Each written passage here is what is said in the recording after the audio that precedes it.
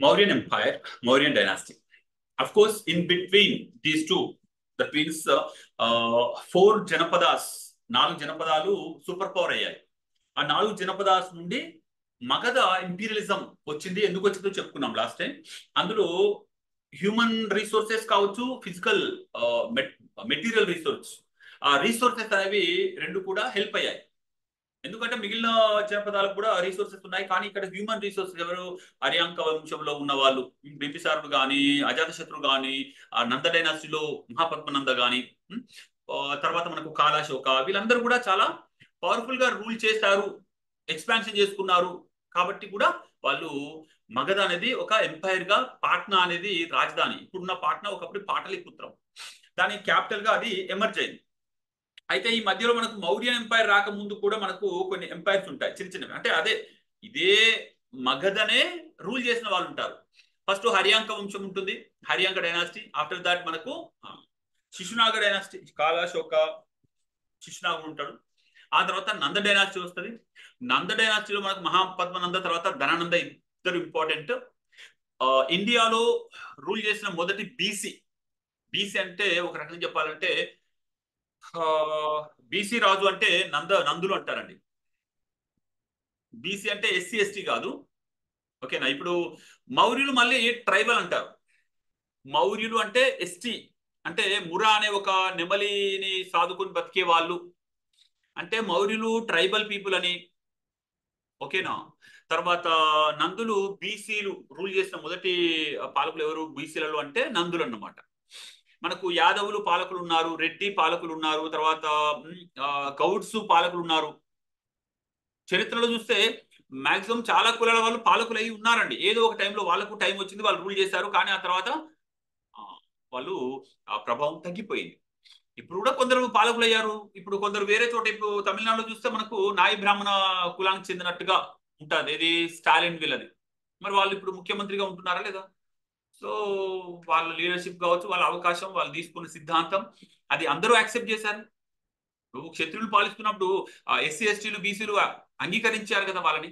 అలాగే ఇప్పుడు నాయి బ్రాహ్మణులు రూల్ చేస్తున్నప్పుడు మిగిలిన వాళ్ళు కూడా అంగీకరిస్తారు. వాళ్ళకు పరిపాలన బాగుండాలి, అంతేగాని ఈ కులం ఆ కులం కాదు.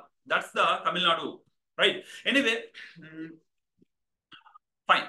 ఇప్పుడు అలెగ్జాండర్ వచ్చినప్పుడు భారతదేశంలో ఎవరు రూల్ చేస్తున్నారు అంటే నందవంశం, ధననందుడు ఉన్నాడు. ధననందుణ్ణి గ్రీకులు ఏమని పిలిచారంటే అగ్రామ్స్ అన్నారు. ఏమన్నారు? అగ్రామ్స్. ఆ గ్రామ్స్ అంటే ఒక గ్రామ్ అనుకోండి, ఒక గ్రామ్ కూడా కాదు.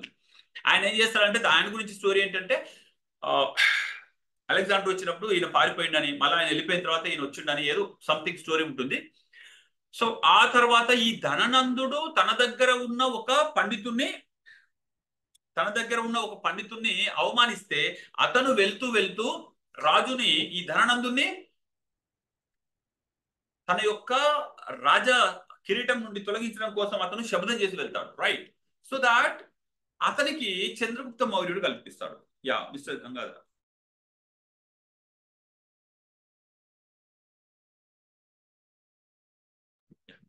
సో అందుకే గురువును అవమానిస్తే ఏమవుతుంది? ఎస్, ఎక్కడో చోట తెలియకుండానే దెబ్బ తగులుద్దండి. కాబట్టి సో చంద్రగుప్త మౌర్యుడిని ఇతను చూస్తాడు. చూసి ఆ కుర్రోడ్లో చాలా టాక్టిఫుల్ గా ఉన్నాడు, ఇతను నేను నా ఏదైతే రివెంజ్ ఉంటుందో, పగ ఉంటుందో, లేకపోతే అదే వాట్ ఎవర్ దట్ ఇన్సల్ట్ ప్రతీకారం తీర్చుకోవడం కోసం అతను ఈ చంద్రగుప్త మౌర్యుడిని తీసుకొచ్చేసి అతను ట్రైన్ చేసి ఈ ధననందుని పైకి యుద్ధాన్ని తీసుకొచ్చేసి మౌర్య సామ్రాజ్యం స్థాపనకు కారకుడవుతాడు. అది కౌటిల్యుడు చరిత్ర. కౌటిల్యుడు, విష్ణుగుప్తుడు, తర్వాత కుటిల అనే పేరుతోటి కౌటిల్యుడు అని వస్తుంది. కౌటిల్యుడిది simple and theory. End is important, లక్ష్యం రీచ్ కావడం important. Whatever the mean. నువ్వు ఏం మెటీరియల్ చదివావు కాదు, నువ్వు ఐఏఎస్ వచ్చిందా అనేది ఇంపార్టెంట్. నువ్వు ఏం ఆన్సర్ రాసావు ఎట్లా అనేది నీ ఇష్టం, కానీ మార్కులు పడాలి, టాపర్ కావాలి. అది గాంధీ గారికి ఇది కాదు. గాంధీజీ ఏమంటాడు, నీ లక్ష్యంతో పాటు నీవు వెళ్తున్న మార్గం కూడా important. Even if you don't clear this exam, but your preparation should be in ఒక సిస్టమాటిక్, డిసిప్లిన్డ్, హెల్దీ మేనర్. ఎవడో పేపర్ లీక్ చేసాడు, ఎవరినో రికమెండేషన్ తోటి నేను జాబ్ కొట్టినా అంటే ఇది గాంధీ గారికి వ్యతిరేకం. గాంధీ గారి థాట్స్ కి వ్యతిరేకం. అదే కౌటిల్యుడికి అయితే అనుకూలం. కౌటిల్యుడు ఏమంటాడు, విన్ కావడం ఇంపార్టెంట్. దాన్ని ఆ తర్వాత కాలంలో మ్యాకియవెల్లి అనే యూరోపియన్ ఇదే విషయాలు రాస్తే వాడు వరల్డ్ పాపులర్ అయ్యిండు. భారతీయుడు రాస్తే ముందు భారతీయులకి పూర్తి తెలియదు ఆయన గురించి. సో ఏది చేసినా వెస్ట్రన్ వరల్డ్ లో చేస్తేనే పాపులర్ అవుతామండి. ఇక్కడ ఎంత అద్భుతమైన నటుడున్నా ఎవరికి ఆస్కార్ రాదు. అదే హాలీవుడ్ లో పోయి చేస్తే ఆస్కార్ ఇస్తారు. అప్పుడు ప్రపంచం మొత్తం తెలుస్తుంది. కాబట్టి ప్లేస్ ఈజ్ ఇంపార్టెంట్, మనకు ప్లాట్ఫామ్ ఈజ్ ఇంపార్టెంట్ అండి. ఓకే, అదంతా ఎందుకు, మనం ముందుకెళ్దాం. మౌర్యన్ ఎంపైర్ స్టార్ట్ అయిందండి. ఇంకో ఈయనే మిస్టర్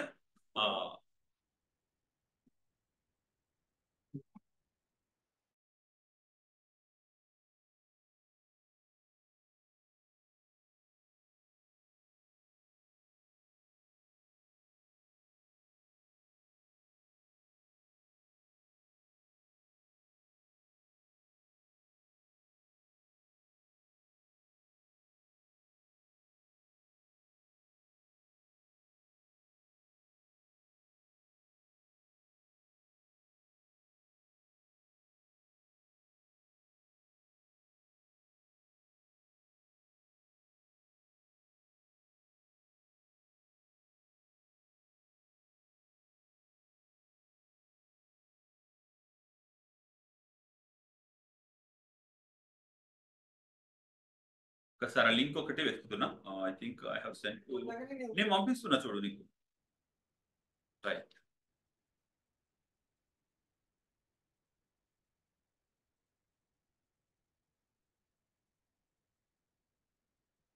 యా. సో ఈయన కౌటిల్యుడు, రైట్. ఇక మిగిలిన వాళ్ళు వాళ్ళ ఫోటోలు మనకు తెలియదు కాబట్టి చెప్పలేము.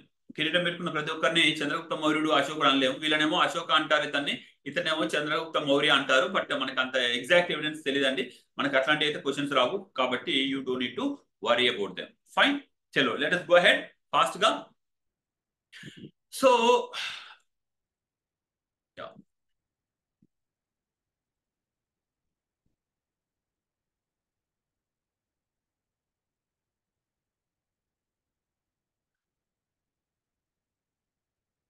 సో మనకు మామూలుగా అయితే మౌర్యన్స్ లో వాళ్ళకి సంబంధించిన విషయాలు తెలుసుకోవడానికి సోర్సెస్ ఏమున్నాయి, బుక్స్ ఏమున్నాయి, అది ఇంపార్టెంట్ ఫిలిమ్స్ కి.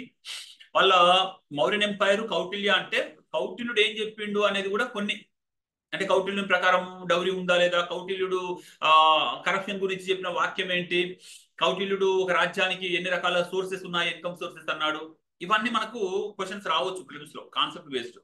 తర్వాత మెగస్థనీస్ ప్రకారంగా మౌర్యన్ ఎంపైర్ లో, ఇండియన్ సొసైటీలో ఏమున్నాయి, లేకపోతే అతను ఎవరి దగ్గర ఉండి వచ్చాడు, ఎవరి కాలంలో ఇక్కడ ఉన్నాడు, ఇది ఒక క్వశ్చన్ మనకు ఫిలిమ్స్ వరకే.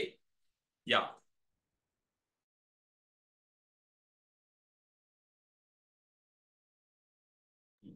ఫైన్. సో అలాగే అశోకం దమ్మంకు బుద్ధిజంకు తేడా ఏంటి, ఐడెంటిఫై ద కరెక్ట్ సెంటెన్స్ అని చెప్పి ఫిలిమ్స్ లో క్వశ్చన్ రావచ్చు.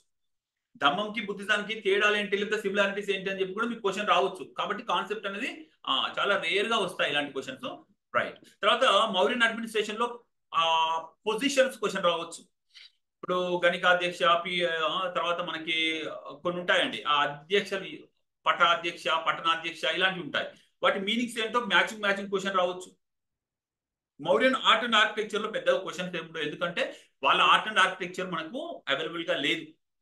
It was constructed by wood తో, కాబట్టి అవి పెరిష్డ్ మెటీరియల్. కాబట్టి వాటిని చూసిన వాళ్ళు డైరెక్ట్ గా ఎవరు లేరు, చూసిన వాళ్ళు ఏదో రాస్తే దాన్ని బట్టి మనం ఊహించుకోవడమే తప్ప ఏం లేదు. అవైలబుల్ గా ఉంటే ఇంకా బెటర్ గా రీసెర్చ్ ఉంటుంది. ఇక డిక్లైన్ మీద కూడా క్వశ్చన్స్ మనకు మెయిన్స్ లో అయితే వస్తాయి, ఆప్షనల్ లో మామూలుగా అయితే రావు. కాబట్టి డిక్లైన్ ఎలా అయింది అంటే లాస్ట్ కు ఎవరిని చంపేశారు అనేది ఒక చిన్న విషయం. లేదంటే డిక్లైన్ కావడానికి కారణాల్లో బెటర్ కారణం ఏంటి, లేకపోతే ఒక హిస్టోరియన్ ప్రకారంగా ఏంటి, ఒక 4 ఉంటాయి రీజన్స్. ఆ 4 రీజన్స్ గుర్తుపెట్టుకోండి, సరిపోతుంది. చలో, సోర్సెస్ చాలా ఇంపార్టెంట్. ఫాస్ట్ గా చెప్పుకుంటూ వెళ్ళిపోతాను, జస్ట్ మీరు ఒక లుక్ వేసి ఉంచండి. సోర్సెస్ లో మనకి లిటరరీ సోర్సెస్, తర్వాత ఆర్కియలాజికల్ సోర్సెస్ ఉంటాయి. లిటరరీ అండ్ ఆర్కియలాజికల్ సోర్సెస్ అంటే మెటీరియల్ పరంగా, పుస్తకాల పరంగా. సో ఇక్కడ లిటరరీ సోర్సెస్ లో foreign sources and indigenous sources, foreign sources లో గ్రీకు, రోమన్, చైనీస్, సింహలి ఇవన్నీ కూడా ఇవేం అడగరు, కాకపోతే పుస్తకాలు అడుగుతారు. అలాగే ఇండిజినస్ సోర్సెస్ లో మీకు కౌటిల్య, విశాఖ దత్త, తర్వాత బాణ, విష్ణు పురాణ, కల్హనా. కల్హనా అంటే మళ్ళీ వీళ్ళందరూ వీళ్ళ టైం అనుకునేరు, తప్పు. ఇప్పుడు వీళ్ళందరూ కూడా కల్హనా అన్నాడు కదా అంటే కల్హనా కూడా మౌర్య టైంలో ఉన్నాడు అనుకోవద్దు. కల్హనా మొదటి అంటే ఎర్లీ మిడేవల్ పీరియడ్ లో ఉంటాడు, ఎర్లీ మిడేవల్ మధ్యయుగ మొదట్లో ఉంటాడు. కానీ ఆయన చరిత్ర రాస్తూ ఉంటాడు. సిస్టమాటిక్ గా ఇండియాలో ఫస్ట్ టైం హిస్టరీ రాసింది ఎవరు అంటే కల్హనుడు. అతని పుస్తకం పేరు which book was written by Kalhana తెలీదా? రాజతరంగిణి. అంటే ఫ్లో ఆఫ్ కింగ్స్ అన్నమాట, కింగ్స్ రాయల్ ఫ్యామిలీస్. సో ఆయన చెప్తాడు first time Kashmir was ruled by Ashoka, Srinagar was built by Ashoka అని చెప్పేసి. కాబట్టి అది కూడా గుర్తుంచుకోండి, క్వశ్చన్ వస్తుంది. సో కల్హనా అనేటోడు మనకు కాశ్మీర్ కు చెందిన రైటరు, ఎర్లీ మిడివెల్ వస్తాడు. కానీ ఆయన రాసిన చరిత్రలో మౌర్యుల గురించి కూడా రాస్తాడు. ఎస్ గెటల్, మౌర్యుల గురించి కూడా రాస్తాడు. కాబట్టి ఇక్కడ వాళ్ళ సోర్స్ తెలుసుకోవడానికి ఇతను కూడా మనం అర్థం చేసుకోవాలి, ఇతని బుక్స్ కూడా. తర్వాత క్షేమేంద్ర, తర్వాత సోమదేవ, వీళ్ళ పుస్తకాలు గుర్తుపెట్టుకోండి సరిపోద్ది, ఫైన్. గ్రీకు సోర్సెస్ బట్ పుస్తకాల పేర్లు మాత్రం గుర్తుంచుకోండి. For example to understand the Mauryan history, what are the foreign sources supporting the historians are helping historians అంటే Nearchus Greek and Megasthenes also. Megasthenes Seleucus Nicator పంపిస్తాడు. ఎస్, ఇతను చంద్రగుప్త మౌర్యుని దగ్గర ఉంటాడు, right. So ఇతను ఏమంటాడు, భారతదేశంలో ఫ్యామిన్స్ లేవంటాడు, అంటే కరువులు లేవంట. ఇక్కడ మనీ లెండింగ్ లేదంటాడు. ఉసరి అంటే మనీ లెండింగ్. తర్వాత సమాజం 7 టైప్స్ గా డివైడ్ అయింది అంటాడు. తర్వాత క్రైమ్స్ లేవు ఇక్కడ, అసలు దొంగతనాలు లేవంటాడు.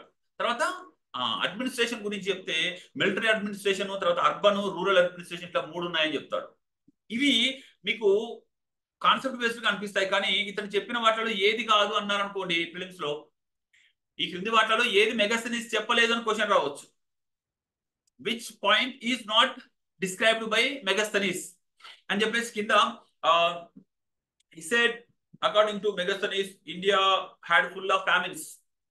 అది తప్పు, ఎందుకంటే అతను అసలు ఫ్యామిన్స్ లేవన్నాడు, అంత సుభిక్షంగా ఉంది అన్నాడు. నిజానికి అతను రాయల్ కోర్ట్ లో ఉన్నాడు కాబట్టి అతనికి కరువులు కాటకాలు తెలియదు బయట ఎక్కడ ఉంది ఎలా ఉంది అనేది. కాబట్టి ఆయన సృష్టిగా భోజనం చేస్తున్నాడు, సూపర్ ఉంది దేశం అని రాశాడు అంతే.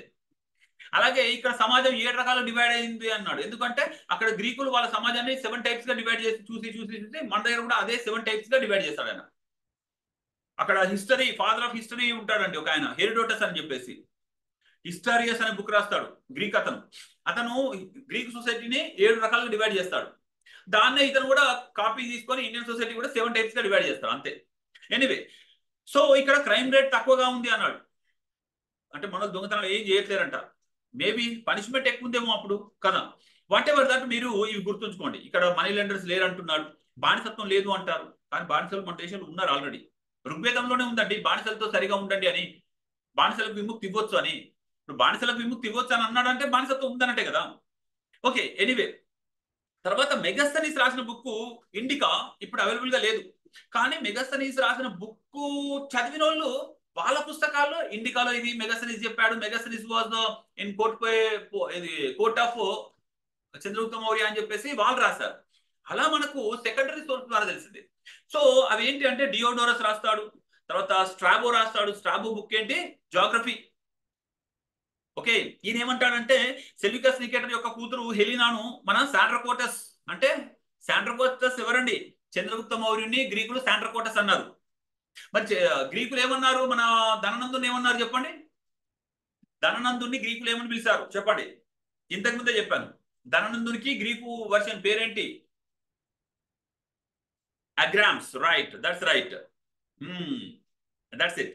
సో ఇక్కడ శాండ్రకోటస్ అని పిలువబడ్డ భారతీయ రాజు ఎవరు అంటే చంద్రగుప్త మౌర్య. సో ఈ చంద్రగుప్త మౌర్యుడు సెల్యూకస్ నికేటర్ కూతురు హెలినాను పెళ్లి చేసుకోండి అని చెప్పేసి ఈ స్ట్రాబో చెప్తాడు. మనకు తెలియదు exactly whether it happened or not, but it's a reference. తర్వాత ప్లూటార్క్, తర్వాత అరియన్ అనేటోడు కూడా ఇండికా అనే బుక్ రాస్తాడు. మళ్ళీ మీరు కన్ఫ్యూజ్ కావద్దు, ఎగ్జామ్ లో కనుక the book indica was written by అని చెప్పేసి ఆప్షన్స్ లో మెగాస్థనీస్ తీయలేదు అనుకోండి, క్వశ్చన్ తయారు చేసేవాడికి ఇది తెలుసు, ఓన్లీ హిస్టరీ ఆప్షన్లకే తెలుస్తుంది. ఇప్పుడు question indica was written by dash అని చెప్పేసి కింద మీకు నియార్కస్, తర్వాత డియోడోరస్, స్ట్రాబో అండ్ అరియన్ అన్నాడు అనుకోండి, అరే తప్పించిండు, ఈ క్వశ్చన్ తప్పు, రాంగ్ అని చెప్పేసి మనం అనుకుంటాం. ఎందుకంటే మనకు తెలిసింది ఇండికా రాసింది ఓన్లీ మెగాస్థనీస్ అనే తెలుసు, కానీ ఇక్కడ అరియన్ కూడా. అలాగే డెడ్ ఆఫ్ మౌండ్ అని మనకు ఇండస్ట్రియల్ సివిలైజేషన్ లో అంటాం. డెడ్ ఆఫ్ మౌండ్ అని రెండింటిని అంటారు. ఏంట రెండు? ఒకటి మొహంజోదారో, ఇంకోటి లోతాల్. లోతాల్ కూడా అదే మీనింగ్ వస్తుంది, అంటే అదే పేరుతో లోకల్లో పిలుస్తారు. సో మనకు ఓన్లీ ఒకటే తెలుసు కదా అని చెప్పేసి అరే ఇక్కడ మొహంజోదారో లేదు డెడ్ ఆఫ్ మౌండ్ అంటే అది తప్పు, క్వశ్చన్ తప్పు అనుకుంటాం, కానీ మనమే తప్పు. కాబట్టి క్వశ్చనింగ్ అనేది అది మైండ్ లో పెట్టుకొని మనం చదువుతుంటే మనము ఇంకా ఎఫెక్టివ్ గా చదవచ్చు. రైట్. జస్టిన్ బుక్ ఏంటి? And epitome. కొందరు ఇన్స్టిట్యూట్ కూడా ఉన్నాయి ఎపిటోమ్ అని చెప్పేసి, ఎపిటోమ్ ఐఏఎస్ అని కొందరు పెడతారు కదా, ఇక్కడ ఎపిటోమ్. Right, fine. సో ఇక్కడ ఏమంటారంటే ఎపిటోమ్ ప్రకారంగా మౌరియన్స్ హంబుల్ బ్యాక్గ్రౌండ్, అంటే చాలా బ్యాక్గ్రౌండ్ వీక్ అని వీకర్ సెక్షన్ అని చెప్పారు ఎపిటోమ్. మీరు ఎలాగైనా గుర్తుంచుకోండి దాన్ని. తర్వాత రోమన్ సోర్సెస్ లో మనకి Pliny the elder. Pliny the elder అనే అతను 72 ADలో, అంటే ఆఫ్టర్ మౌరియన్స్. ఈయన బుక్ ఏంటి? Naturalis Historia or history. ఇందులో ఇతను మౌర్యుల కాలంలో ఉన్న సైన్యం గురించి చెప్తాడు. ఓకే, ఇక్కడ మనం గుర్తుంచుకోవాల్సింది ఏంటంటే క్వశ్చన్ వచ్చే ఛాన్స్ ఏదంటే మోనోపోలీ, రాజ్యము ఏకస్వామ్యాన్ని కలిగి ఉంది.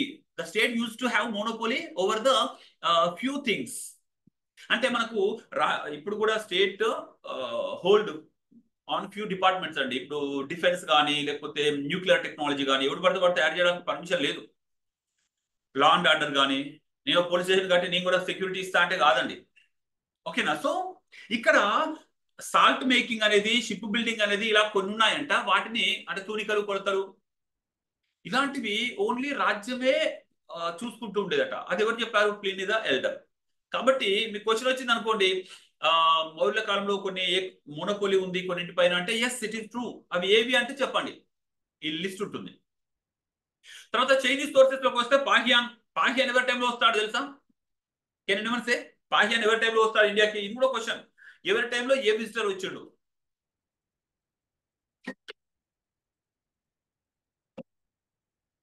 That's right, Vaishnavi. మనకు ఎగ్జాక్ట్లీ మనకు గుప్తన్స్ టైంలో వస్తారు కదా. Right. Yeah mister Devender.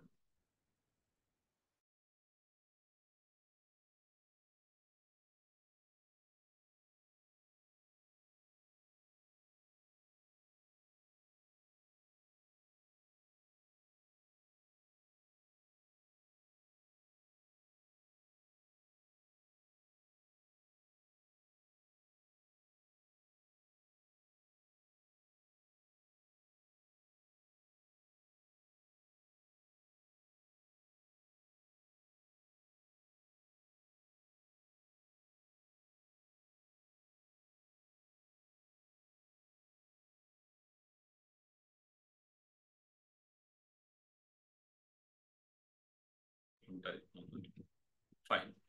So పాహియాను గుప్తుల కాలంలో వస్తాడు. పాహియాను బుక్ ఏంటి? ఫూకోకి. ఇదిలో గుర్తుంచుకోవాలి, ఫ్యాక్ట్సే. పాహియాన్ చెప్పిన ఇంకో విషయం గుర్తుంచుకోవాలి. First foreign reference about the cost, కులం గురించి రిఫరెన్స్ ఫస్ట్ ఫారెన్ ఎవిడెన్స్ ఎక్కడంటే పాహియాన్. ఈయన చెప్తాడు గుప్తుల కాలంలో ఆయన రాజు దర్బార్లో ఉండడు, ఊళ్ళోకి వెళ్ళిపోయి చూస్తాడు, జనాలను కలుస్తాడు. ఏంద్రపోయి మీ సంగతి చెప్పురని. అక్కడ తెలుస్తుంది ఎవడు వీడు వస్తుండు, ఊళ్ళోకి వస్తుండు, ఏంది కథ, ఈ గంట పట్టుకొస్తుండు, కుండి పట్టుకొస్తుండు, వెనక చీపురు కట్టుకున్నాడు, మనిషి ఒక జంతువులాగా తయారు చేసి ఎవరు అంటే అప్పుడు చెప్తారు ఈయన చండాలుడు ఊళ్ళోకి రావాలంటే ఇట్లా ఉండాలని. అప్పుడు అతను రాస్తాడు ఒక వర్గాన్ని ఇలా కూడా చూస్తున్నారా, వీళ్ళు మనుషులే కదా అని. ఫారెన్ ఎవిడెన్స్ ఫస్ట్ టైం, అది ఫాహియాన్. మీరు ఇది కూడా గుర్తుంచు. తర్వాత హుయాన్ సాంగ్, సియుకే అని గుర్తు రాస్తాడు, కన్ఫ్యూజ్ కావద్దు. ఓకే, హుయాన్ సాంగ్ ఎవరి టైంలో వస్తాడు తెలుసా? సార్ మనం మౌర్యుల కాలం చెప్పుకుంటాం కాబట్టి మౌర్యుల కాలం అనుకోవద్దు. హుయాన్ సాంగ్ ఎవరి కాలంలో వస్తాడో తెలియాలి. ఎస్, హర్షవర్ధన టైంలో వస్తాడు. తర్వాత ఇత్సింగ్ కూడా హర్షవర్ధన టైంలో వస్తాడు. మీరు ఈ టైంను బట్టి కూడా గెస్ చేయొచ్చు ఏ రాజు ఉండి ఉంటాడు అక్కడ అని. సో యా, ఇక్కడ కొన్ని స్టేట్మెంట్ ఇచ్చి కూడా ఇది ఎవరు చెప్పారు అని కూడా మనకు క్వశ్చన్ రావచ్చు అండి. కొన్ని స్టేట్మెంట్స్ ఇచ్చేసి okay, a record of the Buddhist religion as practise in India and Malay archipelago. ఈ క్వశ్చన్ జస్ట్ ఈ స్టేట్మెంట్ ఇచ్చి కూడా ఇది ఎవరిది బుక్ అని చెప్పి రాయొచ్చు. ఇత్సింగ్ బుక్ అండి. వాళ్ళు ఏం లేదు, ఎప్పుడైతే బుద్ధిజం చైనాకి వెళ్ళిపోయిందో అక్కడ వాళ్ళు ఏం చేస్తారు, అరే బుద్ధిజం ఇంత బాగుందా, అసలు ఇది పుట్టిన ప్లేస్ లో ఎలా ఉందో ఆ క్యూరియాసిటీ. ఇప్పుడు కూడా మనం క్రిస్టియన్ గా మారినాం అనుకోండి, మనకి ఏమనిపిస్తుంది, బా ఎక్కడ క్రీస్తు ఎక్కడ పుట్టిండో అక్కడ పోయి చూస్తే బాగుండు, ఇంకెంత బాగుంటుందో. ఆ క్యూరియాసిటీ తోటి మీరందరూ మన దేశానికి వచ్చే ప్రయత్నం చేశారు. మనం అది మిస్ అయిన ఒక అద్భుతమైన వెల్త్ అండి. భారతదేశం కరెక్ట్ వాడుకుంటే బుద్ధిజం తోటే ప్రపంచం మొత్తం ఉన్న బుద్ధిస్టులు అందరినీ యాత్రికులను పిలిపించుకోవచ్చు, ఫుల్ రెవెన్యూ వస్తుంది కదా. Anyway so anyway let us go ahead. Sinhalese China మన శ్రీలంకకు చెందిన కొన్ని బుక్స్ ఏంటంటే మహావంశ, తర్వాత వంశత ప్రకాశనం. ఇక మహావంశ ప్రకారంగా చండాశోకుడు ధర్మాశోకుడు అయిందని చెప్తుంది రెఫరెన్స్. ఇది ఒకటి గుర్తుంచుకోండి. మహావంశ అంటే మహా పెద్ద వంశం అన్నట్టు ఆ బుక్ పేరు.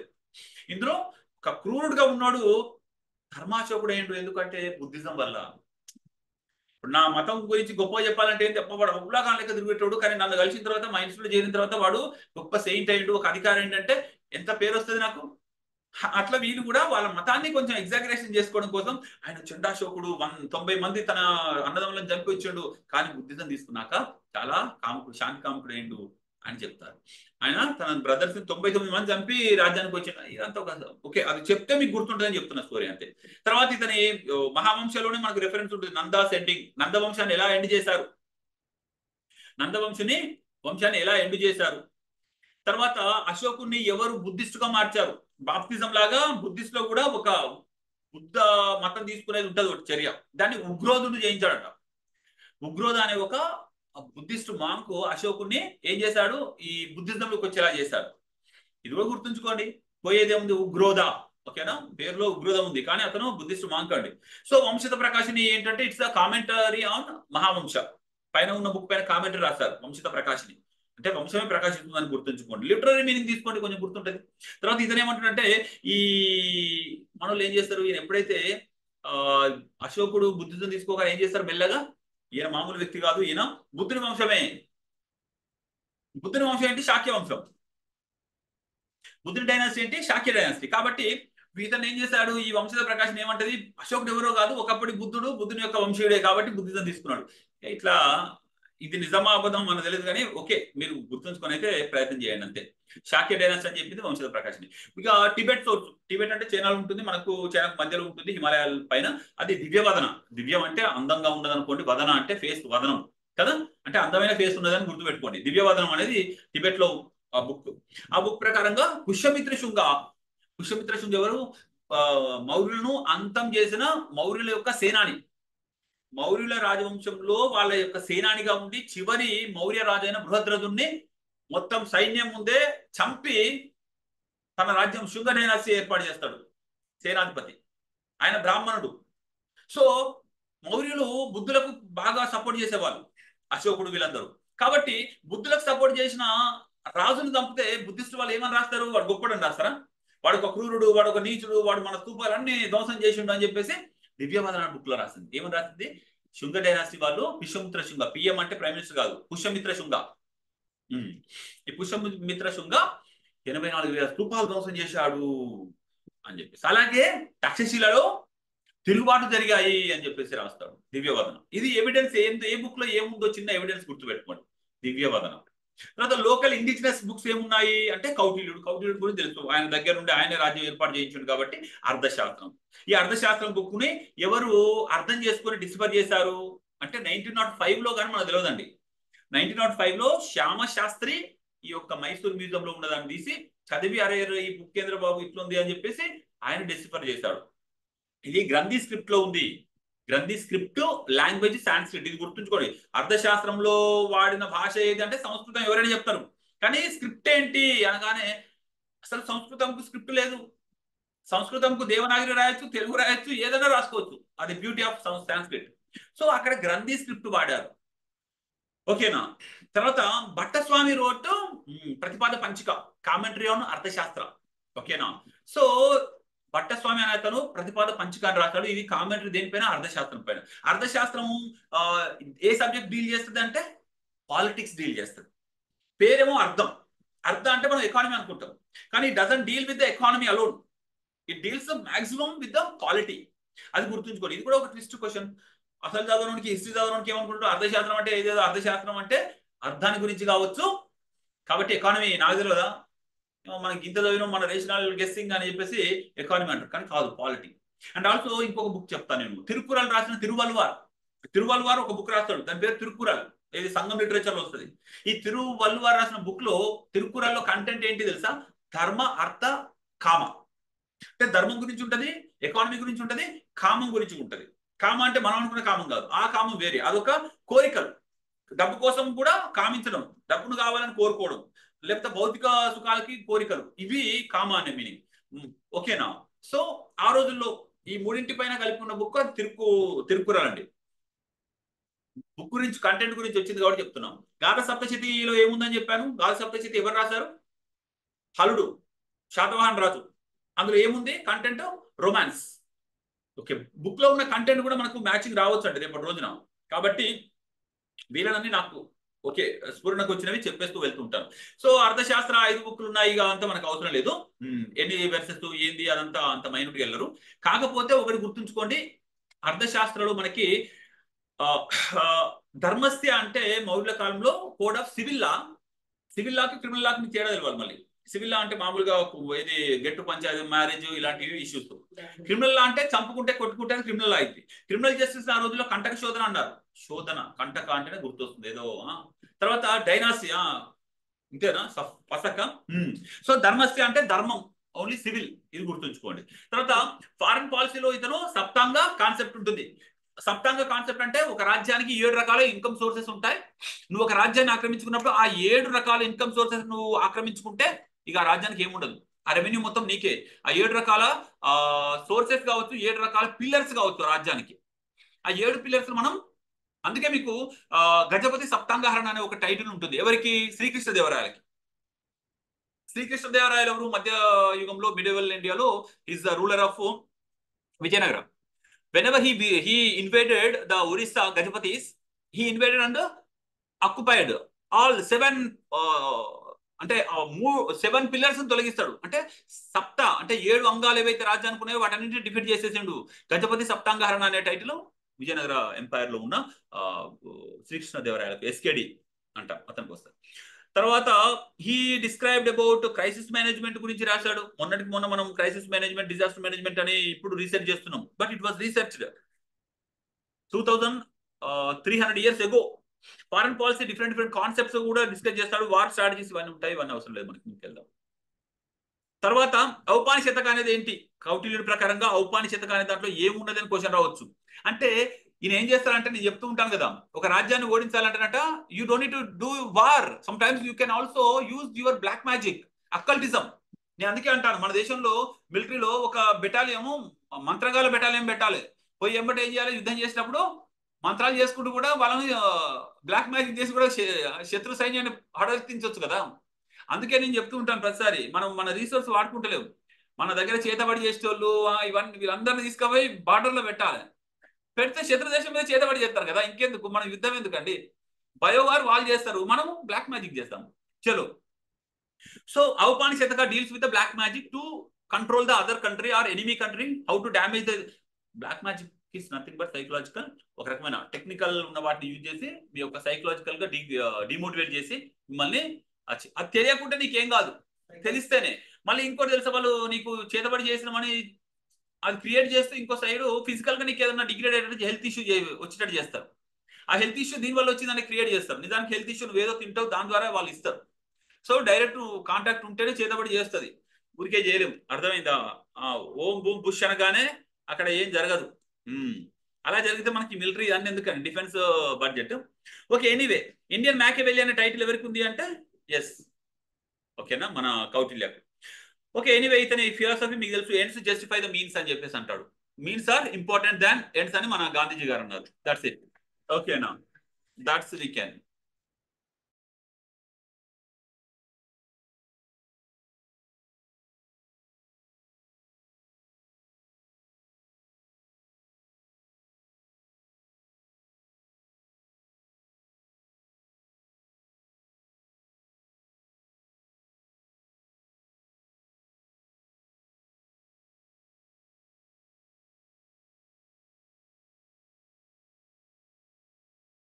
ఉంటాయి మధ్యలో. విశాఖదత్త రాసిన ముద్ర రాక్షసం మౌర్యుల గురించి చెప్తుంది. ఓకేనా, ఇందులో ఏముంటుందంటే నందులను ఎట్లా డీథ్రోన్ చేశారో ఉంటుంది. తర్వాత దేవి చంద్రగుప్తం, గుప్తుల గురించి ఉంటుంది. చూసారా, ఒకే పర్సన్ 2 డైనాసిటీల గురించి రాశాడు, మౌర్యుల గురించి, గుప్తుల గురించి. మన విశాఖదత్తుడు. So he belongs to Guptan time, అది కూడా గుర్తుంచుకోవాలి. విశాఖదత్తుడు మరి ఇప్పుడు మౌర్యుల కాలంలో ఉన్నాడు, గుప్తుల కాలం గురించి రాసే పాసిబిలిటీ ఉంటుందా? ఫ్యూచర్ గురించి రాసే పాసిబిలిటీ ఉండదు కదా. అంటే గుప్తుల కాలం అయ్యి ఉంటాడు. కామన్ సెన్స్ ఆలోచించిన గతం గురించి రాయొచ్చు, కానీ ఫ్యూచర్ గురించి ఊహించి రాజు ఎట్లుంటాడో ఎట్లా చెప్తారండి కదా. తర్వాత బాణుడు హర్షుని దగ్గర ఉంటాడు. బాణుడు హర్ష చరిత్ర రాస్తాడు. అందులో కూడా last king Brihadratha was killed by Pushyamitra Shunga in open ఏరియాలో, డైరెక్ట్ గా అందరి ముందు చంపేస్తాడని చెప్పేసి ఎవిడెన్స్ ఉంటుంది. తర్వాత కల్హనా రాజతరంగిణి, ఇతను Kashmir Srinagar was built by Ashoka అని చెప్తాడు. అశోక శైవుడు అని చెప్పిన గ్రంథం ఏది? అశోక బుద్ధిస్ట్ కాదు, శైవుడు అని చెప్పిన గ్రంథం కూడా రాజతరంగిణి. తర్వాత మనకి క్షేమేంద్రుడు రాస్తాడు బృహత్ కథామంజరి. బృహత్ అంటే పెద్ద, కథ అంటే కథనే, మంజరి అంటే ఎస్, దాని మీనింగ్ ఏదో గుర్తుంచుకోండి మీరు. సోమదేవ కథా సరిసాగర, సోమదేవ. తర్వాత పురాణాలు కూడా ఉంటాయి, వత్స మాయు, ఇవన్నీ అవసరం లేదు, జస్ట్ మనం ముందుకు వెళ్ళిపోదాం. మనకు ఫిలిమ్స్ లో ఎక్కడ అడుగుతారో అంతవరకే వెళ్దాం. ఫైన్. ఆర్కియలాజికల్ సోర్సెస్ లో మీకు మెటీరియల్ కానీ, కాయిన్స్ కానీ, లేకపోతే వాళ్ళ యొక్క శాసనాలు కానీ ఇంపార్టెంట్. సో నేను ఆల్రెడీ పాత్రల గురించి చెప్పానండి. మనకు 4 టైప్స్ ఆఫ్ పాటరీ వీళ్ళ టైంలో ఉన్నాయి. ఇందులో బ్లాక్ వేరు, కోర్సుడ్ వేరు, ఇంకోటి గ్రే వేరు, ఎన్బిపిడబ్ల్యూ అని. ఓకే, వీళ్ళకి సంబంధించిన ఎవిడెన్స్ శిశుపాల్ గారు అనే ప్లేస్ లో, ఒరిస్సాలో ధౌలి అనే ప్లేస్ దగ్గర దొరుకుతున్నాయి. ఇవన్నీ అవసరం లేదు, ఈ పాటరీ గురించి మొదలయ్యండి. ఎన్బిపిడబ్ల్యూ అనేది గుర్తుంచుకోండి. న్యూమిస్మాటిక్స్ అంటే మనకు కాయిన్స్ ద్వారా, అంటే అప్పటికే మనకు పంచమార్కులు కాయిన్స్ వచ్చాయండి. అంతకుముందేమో నిష్కా అనే ఒక ఆభరణం యూజ్ చేసేది వేదిక్ టైంలో. ఆ తర్వాత అది వీళ్ళ మౌర్యుల కాలానికి వచ్చేసరికి పంచమార్కులు కాయిన్స్ వచ్చాయి. అంటే పంచు కొట్టేవాళ్ళు, వాటికి హోల్స్ ఉండేది. ఆ హోల్స్ కూడా డిజైన్ కొట్టేవారు, స్టార్ గుర్తు లేకపోతే అర్ధచంద్రాకారం వచ్చినట్టుగా హోల్ ఉండేది. ఓకేనా. సో అందులో పీకాక్ సింబల్ ఉంటే మౌర్యులు. మురా అంటే పీకాక్ అన్నట్టు. పీకాక్స్ ను పెంచుకునే ట్రైబ్ చెందిన చంద్రగుప్త మౌర్యుడు అనే మీనింగ్. అతనికి కనబడతాడు అనమాట అడవిలో. అతన్ని తీసుకొచ్చి రాజుని చేశాడు అనమాట. సో క్రిసెంట్ ఉంటే చంద్రగుప్త, అతని రిలీజ్ చేసిన కాయిన్ గా మనం అనుకుంటాను, అది గ్యారంటీ మనకు తెలియదు. అశోక ట్రీ ఉంటే అశోకుడు అని. తర్వాత సూర్యుంటే అది ఉంటే బిందుసారుడు. బింబి వేరు, బిందు వేరు. బింబి అంటే హర్యాంక డైనాసిటీ. బిందు అంటే ఒంటి నిండా బిందువులు ఉన్నాయి, చుక్కలు ఉన్నాయి అనుకోండి. ఆయన మనకు అశోకుని యొక్క తండ్రి, చంద్రగుప్త మౌర్య తర్వాత వచ్చిన బిందుసారు. ఓకే. తర్వాత ఎపిగ్రాఫిక్ అంటే మనకు శాసనాలు. అందులో శాసనాల్లో ఏదైతే పిల్లర్ శాసనాలు ఉంటాయి, పేద శాసనాలు ఉంటాయి, అవన్నీ మనకు అవసరం లేదు. అశోకన్, నాన్ అశోకన్ ఇన్స్క్రిప్షన్స్ కూడా ఉంటాయి. రైట్. ఇక ఇవన్నీ మనకు అవసరం లేదు అంత డీప్ గా. అందులో మ్యాటర్ ఏదైనా ఇంపార్టెంట్ ఉంటేనే మనం తీసుకోవాలి. ఇందులో ఇంపార్టెంట్ ఏంటంటే రాజు ఫ్యామిన్స్ అప్పుడు అధికారులు ఏం చేయాలనేది ఒక డీటెయిల్ ఇస్తాడు. అది ఎందులో అంటే మహాస్థాన స్టోన్ ఇన్స్క్రిప్షన్. ఇది బంగ్లాదేశ్ లో, ప్రజెంట్ బంగ్లాదేశ్ కూడా ఒకప్పుడు ఇండియానే కదా, భారతదేశమే కదా. రైట్. సో ప్రియదర్శి ఇన్స్క్రిప్షన్ తక్సీలా ఉంది, లంపక, ఇవన్నీ మీకు అవసరం లేదండి. నాగార్జున హిల్ కేవ్ ఇన్స్క్రిప్షన్ ఒకటి గుర్తుంచుకోండి. ఎందుకంటే Nagarjuna hill cave inscriptions, Nagarjuna అంటే మన నాగార్జున కొండ కాదు, నాగార్జున హిల్ కేవ్, అవి బీహార్ లో ఉన్నాయి, గయా దగ్గర. ఇందులో ఏంటంటే 3 కేవ్స్, 3 గుహలు ఎవరికి ఇచ్చారంట? దశరథ అనే రాజు అజీవికులకు ఇచ్చాడు. అంటే మౌర్యులు హిందూ ధర్మాన్ని సపోర్ట్ చేయలే, బుద్ధిజం చేసిళ్ళు, అజీవికులకు చేసిళ్ళు. అర్థమైందా? అందుకే హిందూ ధర్మం కూడా, వైదిక ధర్మం మౌర్యులను పెద్దగా ఎంకరేజ్ చేయలే. వాళ్ళని ఇప్పటికీ నెగిటివ్ గానే చూస్తారు కొందరు. రైట్. ఎందుకంటే వాళ్ళు బుద్ధిజాన్ని ప్రమోట్ చేశారుగా. ఏ మతమైనా తనను ప్రమోట్ చేసే రాజును సపోర్ట్ చేస్తారు కదా. ఇంకొక ఇంపార్టెంట్ ఏంటంటే రుద్రదమని యొక్క గిర్నార్ ఇన్స్క్రిప్షన్ అండి. ఇది Sanskrit inscription, first Sanskrit inscription. ఇది ప్రశస్తి అంటే ఆ ఎగ్జాగరేషన్ తో, అప్రిసియేషన్ తో ఉన్నది. ఓకేనా. ఇన్స్క్రిప్షన్ అంటే శాసనం. ఎడిక్ట్ అంటే గుర్తుంచుకోండి, ఇన్స్క్రిప్షన్ అనేది పెద్ద శాసనం అండి. దానిపైన ఎడిక్ట్ ఉంటది, అంటే రాజు ఆజ్ఞ. ఎడిక్ట్ మీన్స్ రాజు ఆజ్ఞ. మనం we should not get confused. Edict ఏంటి, ఇన్స్క్రిప్షన్ ఏంటి ఫీల్ కావద్దు. ఇన్స్క్రిప్షన్ అనేది ఒక స్లేట్ అనుకోండి, ఒక బోర్డు అనుకోండి, అది ఇన్స్క్రిప్షన్. అది పిల్లర్ మీద ఉండొచ్చు, చిన్న రాయి మీద ఉండొచ్చు, పెద్ద రాయి మీద ఉండొచ్చు. అందులో మ్యాటర్ ఏదైతే ఉంటుందో ఒక్కొక్కటి ఒక్కొక్క ఎడిక్ట్, ఒక్కొక్కటి ఒక్కొక్క రాజాజ్ఞ. సో ఈ రుద్రదమని యొక్క గిర్నార్ జూనాగఢ్ ఇన్స్క్రిప్షన్ ని ఏమని చెప్పొచ్చు? First Sanskrit inscription officially. And ఇందులో ప్రణయ అనే ఎమర్జెన్సీ ట్యాక్స్ కూడా రెఫరెన్స్ ఉంది ఫస్ట్ టైం. ప్రణయ అంటే ప్రణయం అంటే రొమాన్స్ కాదు, ఇక్కడ ప్రణయ కలహం అంటారు కదా, ఆ ప్రణయ కాదు. ఇక్కడ యుద్ధం వచ్చినప్పుడు, లేకపోతే కరువు కాటకాలు వచ్చినప్పుడు ఎమర్జెన్సీలో కూడా రాజులు ఏం చేసేవాళ్ళంట? ప్రజల్లారా ఇచ్చేయండి, మీ దగ్గర డబ్బులు, నీ యుద్ధం చేస్తున్నాం, మా డబ్బులు కావాలి. అలాగే only inscription referred both Ashoka and Chandragupta Maurya. Chandragupta మౌర్యుడిని అశోకుని ఇద్దరు ఒకే దాంట్లో మెన్షన్ చేసిన. ఇంకొకటి మీరు సుదర్శన లేక్ రిపేర్ చేయించిన ముగ్గురు ఉంటారు వాళ్ళ టైంలో. సుదర్శన లేక్ అనేది గుజరాత్ ఏరియాలో ఉంటుందండి. దీన్ని రిపేర్ చేయించింది ఎవరు అంటే ముగ్గురు చేయిస్తారు రాజులు.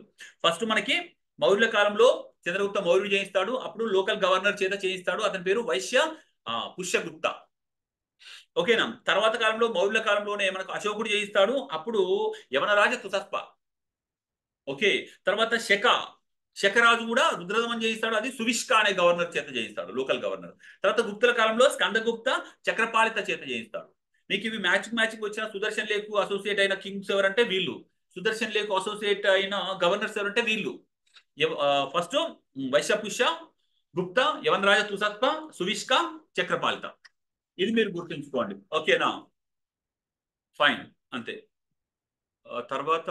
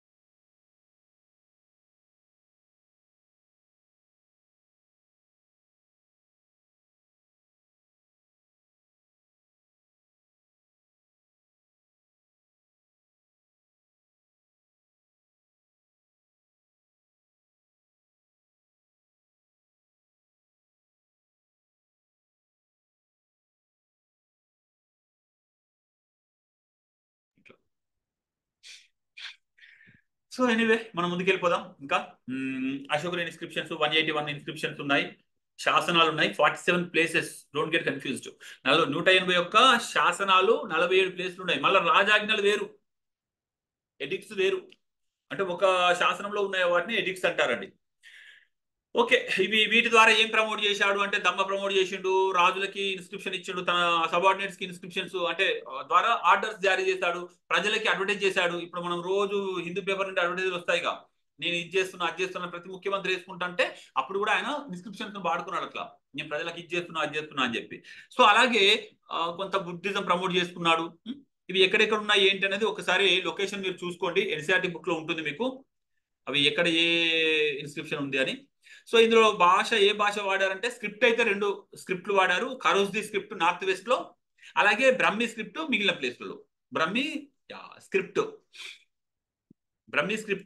మీకు తెలుసా, తమిళ్ లాంగ్వేజ్ కూడా ఫస్ట్ దానికి ఏ స్క్రిప్ట్ లేదు, లిపి లేదు.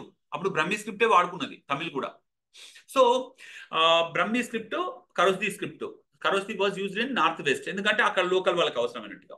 సో తర్వాత కాందహార్ లో బైలింగ్వల్ ఇన్స్క్రిప్షన్ కూడా ఇచ్చాడు ఈయన, అంటే 2 లాంగ్వేజ్ లో కూడా. ఎందుకంటే అక్కడ ప్రజలకి 2 లాంగ్వేజ్ అవసరం, ఎందుకంటే it was ruled by Greeks కాబట్టి గ్రీక్ లాంగ్వేజ్ గ్రీక్ స్క్రిప్ట్ అవసరం. తర్వాత ఆరామిక్ లాంగ్వేజ్ ఆరామిక్ స్క్రిప్ట్ రెండిట్లో కూడా ఇచ్చాడు.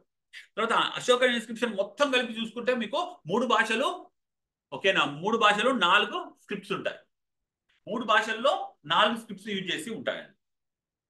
గ్రీకు, ప్రాకృత, ఆరామిక్ అంతే. ఒకవేళ క్వశ్చన్ వచ్చింది అనుకోండి, Ashokan inscriptions were written in the following scripts అని చెప్పేసి 4 Brahmi, number 1, number 2 Kharoshthi, number 3 Greek, number 4 Aramaic. కింద 1 is correct, 2 is correct, 4 is correct అని అనుకోండి, 4 కరెక్టే అన్నిట్లో 4. అలాగే ద లాంగ్వేజ్ వాజ్ యూజ్డ్ అన్నప్పుడు గ్రీకు, ప్రాకృత, ఆరామిక్ 3.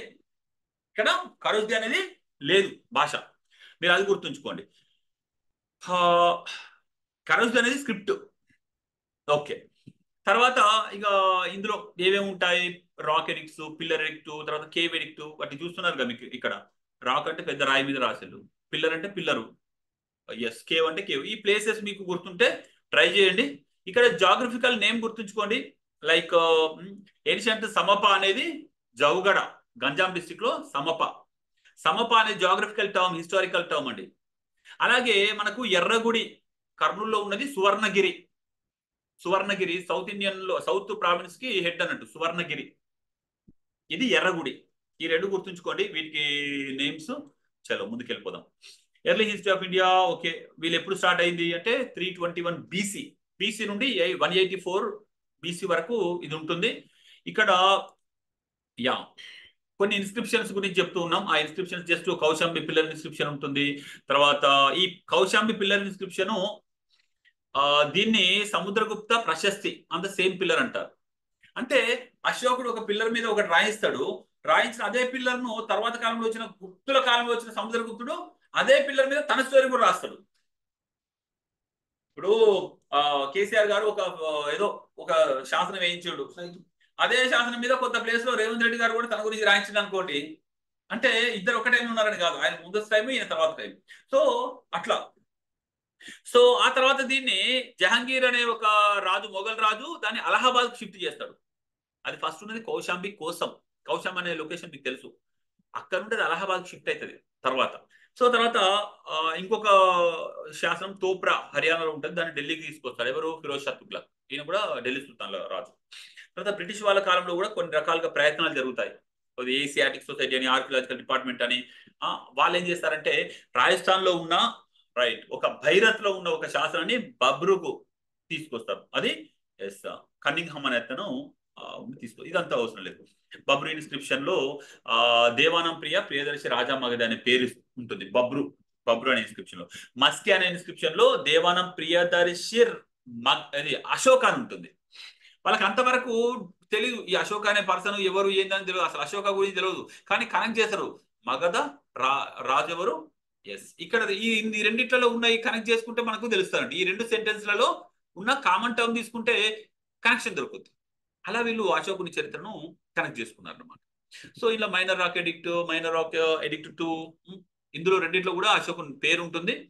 అలాగే దశరథుడు కూడా దేవానాం ప్రియ అని క్లైమ్ చేసుకుంటాడు. అశోకుని తర్వాత వచ్చిన ఒక రాజు ఉంటాడు, వీళ్ళ మౌర్య రాజు, ఆయన కూడా నేను కూడా దేవానాం ప్రియ అని చెప్పేసి తన యొక్క నాగార్జున హిల్ కేవ్ ఇన్స్క్రిప్షన్స్ లో రాసుకుంటాడు. సో మొత్తము రాజాజ్ఞలు 14 ఉన్నాయి, 8 ప్లేస్లలో ఉన్నాయండి.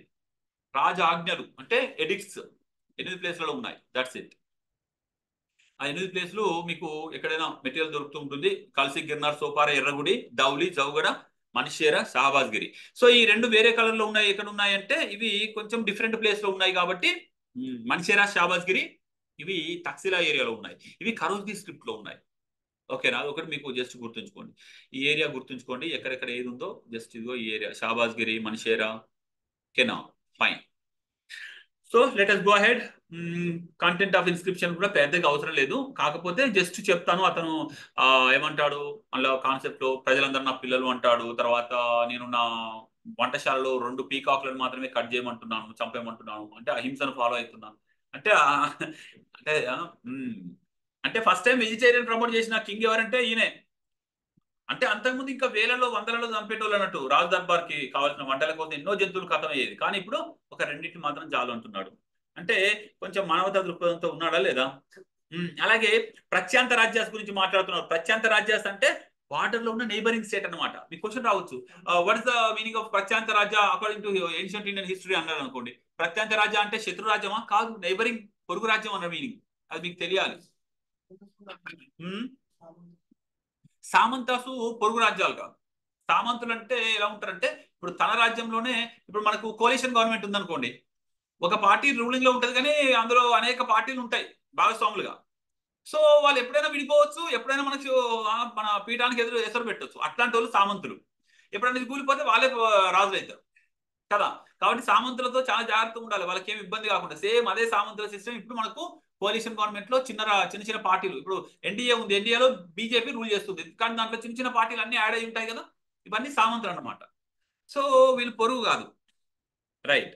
తర్వాత ఇతను ఏమంటాడు, బ్రాహ్మణులకి శ్రావణులకి టాలరెన్స్ ఉండాలంటాడు ఇతని కంటెంట్ ఆజ్ఞల్లో. శ్రావణులు అంటే ఎవరంటే నాన్ బ్రాహ్మిన్స్ అనమాట, అది మీరు గుర్తుంచుకోవాలి. అలాగే ఫస్ట్ టైం మీరు రజ్జుక అని గుర్తుంచుకోండి. ఇప్పటి కలెక్టర్ సిస్టమ్ ని ఒకప్పుడు రజ్జుక అన్నారు అశోకుని టైంలో. రజ్జుక అంటే revenue administrative officer, collector, revenue collection చేయాలి, అడ్మినిస్ట్రేషన్ చూడాలి. తర్వాత లా అండ్ ఆర్డర్ ని ఎవరు చూస్తారంటే ప్రదేశిక, ఇతను లా అండ్ ఆర్డర్ చూస్తే ఎస్పీ. మౌర్యుల కాలంలో ఎస్పీ అండ్ ఐఏఎస్ లకు ధీటైన పదాలు ఏంటి అన్నారు అనుకోండి, రజ్జుక అంటే ప్రవేశిక. ఇది గుర్తుంచుకోవాలి. ప్రవేశిక అంటే పి, పోలీస్ అంటే పి, కనెక్ట్ చేసుకోండి, అట్లా గుర్తుంచుకోండి. రజ్జుక అంటే రెవెన్యూ, రెవెన్యూ అంటే రెవెన్యూ కలెక్టర్, కలెక్టర్ గుర్తుంచుకోండి. కనెక్షన్ చేసుకోండి, అట్లా మీ ఇష్టం ఎట్లా అంటే అట్లా గుర్తుంచుకోండి. తర్వాత ఇన్స్టెడ్ ఆఫ్ బేరిఘోష దమ్మఘోష అన్నాడు. బేరిఘోష అంటే యుద్ధం టైంలో జరిగే పిపిపి అని ఊతారు కదా, అంటే యుద్ధం స్టార్ట్ అనమాట. అది కాదు, దమ్మఘోష చేయండి అంటే ధర్మాన్ని సౌండ్ చేయండి అని. Okay, anyway. తర్వాత టాలరెన్స్ టువర్డ్స్ స్లేవ్స్ అన్నాడు. చూసారా, స్లేవరీ ఉందని అర్థమవుతుందా లేదా? అలాగే ఇతను మహామత్రాస్, దమ్మ మహామత్రాస్ అనే వాళ్ళని అపాయింట్ చేశాడు. ఈ దమ్మ మహామత్రాస్ డ్యూటీ అని క్వశ్చన్ రావచ్చు. దమ్మ మహామత్రాస్ ఏం చేస్తారు అంటే సొసైటీలో మోరల్ ఆర్డర్ మెయింటైన్ చేస్తారు. ఈ రోజుల్లో మనం మోరల్ పోలీసింగ్ అంటున్నాం. అంటే ఎవడన్నా ట్రాఫిక్ ఫాలో కాలేదనుకోండి, ఇప్పుడు పోలీసు పట్టుకుంటాడు. సో కొన్ని రకాల పర్సనల్ వాటిని కూడా వీళ్ళు ఇన్ఫ్లుయెన్స్ చేసేవాళ్ళు. ఈ దమ్మ మహమ్మద్ రాసే ఇన్స్పిరేషన్ తోటి తర్వాత కాలంలో అక్బర్ కూడా మనకు కొంత దీని ఇలాహీలో మోరల్ ఆర్డర్ మెయింటైన్ చేసే ప్రయత్నం చేస్తాడు దమ్మలాగా. అందుకే దమ్మము దీని ఇలాహి ఒకటేనా అనే క్వశ్చన్ కూడా మీకు మెయిన్స్ లో సివిల్ సర్వీసెస్ ఆప్షనల్ లో రావచ్చు. సో సర్వే మనుష ప్రజామమ అంటే ఏంటి అంటే all the people are my children. First time ఒక రాజు ఓపెన్ గా ప్రకటించిందండి. ప్రజలను తన పిల్లలన్న రాజు ఎంత గట్స్ ఉంటే అంత బెనోవలెంట్ గా ఉండాలండి. ఈ రోజులో ఉన్నదా? ప్రజలందరూ తన బానిసలు అనే ఫీలింగ్ లో వెళ్తూ ఉన్నారండి ప్రజాస్వామ్యంలో కూడా. ఎనీవే, టాలరెన్స్, ధర్మము, మా ధర్మయాత్రలు, విహారయాత్రలు బదులుగా ఇవన్నీ చెప్తూ ఉన్నాడు. తర్వాత ఎక్స్ప్లెయిన్ ధర్మ అంటే ఏంటి, దమ్మ అంటే ఏంటి. తర్వాత దమ్మ ఈజ్ సెక్యులర్ నాన్ సెక్టేరియన్, అంటే మతంతో సంబంధం లేదు దమ్మకు అంటున్నాడు. మీరు ఒకవేళ ధమ్మం అనేది బుద్ధిజం సంబంధించిందంటే తప్పు. ఓకే, తర్వాత మనకి ఈయన తన 8వ పరిపాలన కాలంలో కళింగ యుద్ధం చేస్తాడు. కళింగ అంటే ఏ రాష్ట్రం అండి? ఒరిస్సాలో. కళింగ అవార్డు ఎవరిస్తారండి? ఏ ఫీల్డ్ లో ఇస్తారు?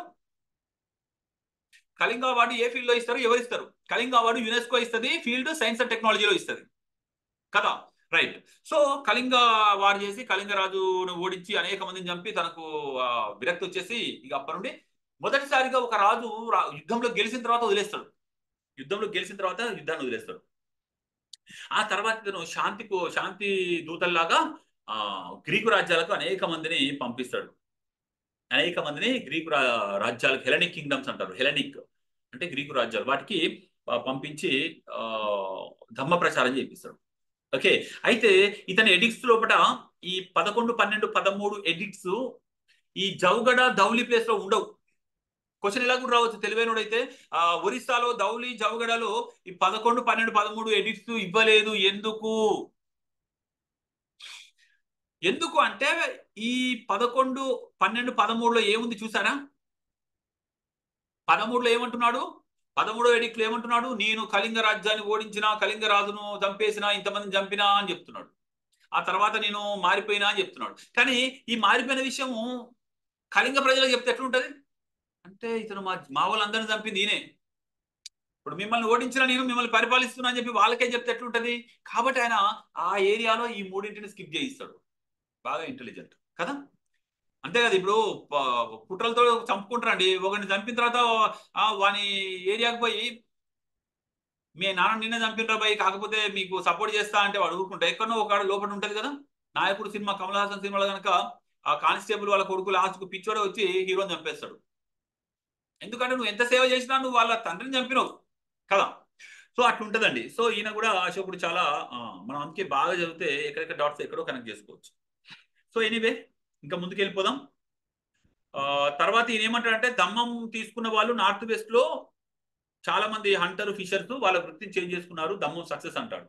ఇక పిల్లర్ ఎడిక్ట్స్ ఎక్కడెక్కడ ఉంటాయి వాటి పేర్లు మీరు తెలుసుకోవచ్చు. అలహాబాదు, ఢిల్లీలో, తర్వాత రాంపూర్వా బీహారు, లౌర్య నందన్గర్, లౌర్య అరరాజ్. తర్వాత ఈ పిల్లర్ పైన ఏమేమి హెడ్ ఉంది వాటి మీద క్వశ్చన్ రావచ్చు. ఒకసారి వచ్చింది, పిల్లర్స్ పైన హెడ్ ఏముంది, అక్కడ ఏ జీవులు ఉన్నాయి. రైట్.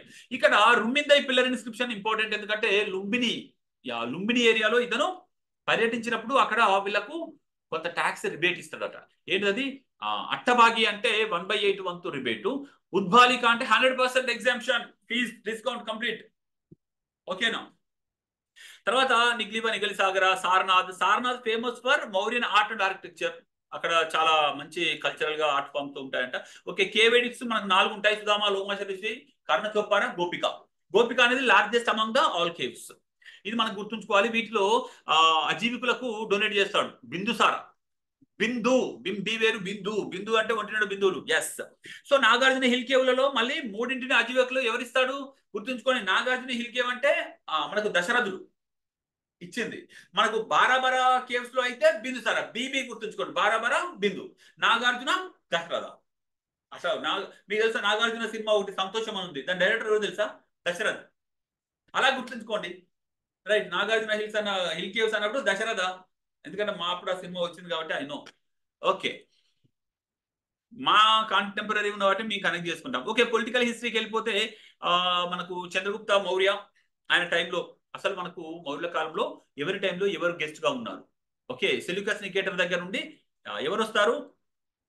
మెగాస్తనీస్ వస్తారు. ఎవరి టైంలో? సిజిఎం చంద్రగుప్త మౌర్య. తర్వాత యాంటీయోకస్ వన్ టైంలో బిందుసారుని ఆస్థానంలోకి డైమకస్ వస్తాడు. తర్వాత యాంటీయోకస్ టూ అనేటోడు అశోకుని టైంలో ఉంటాడు, కానీ ఎవరు రారు.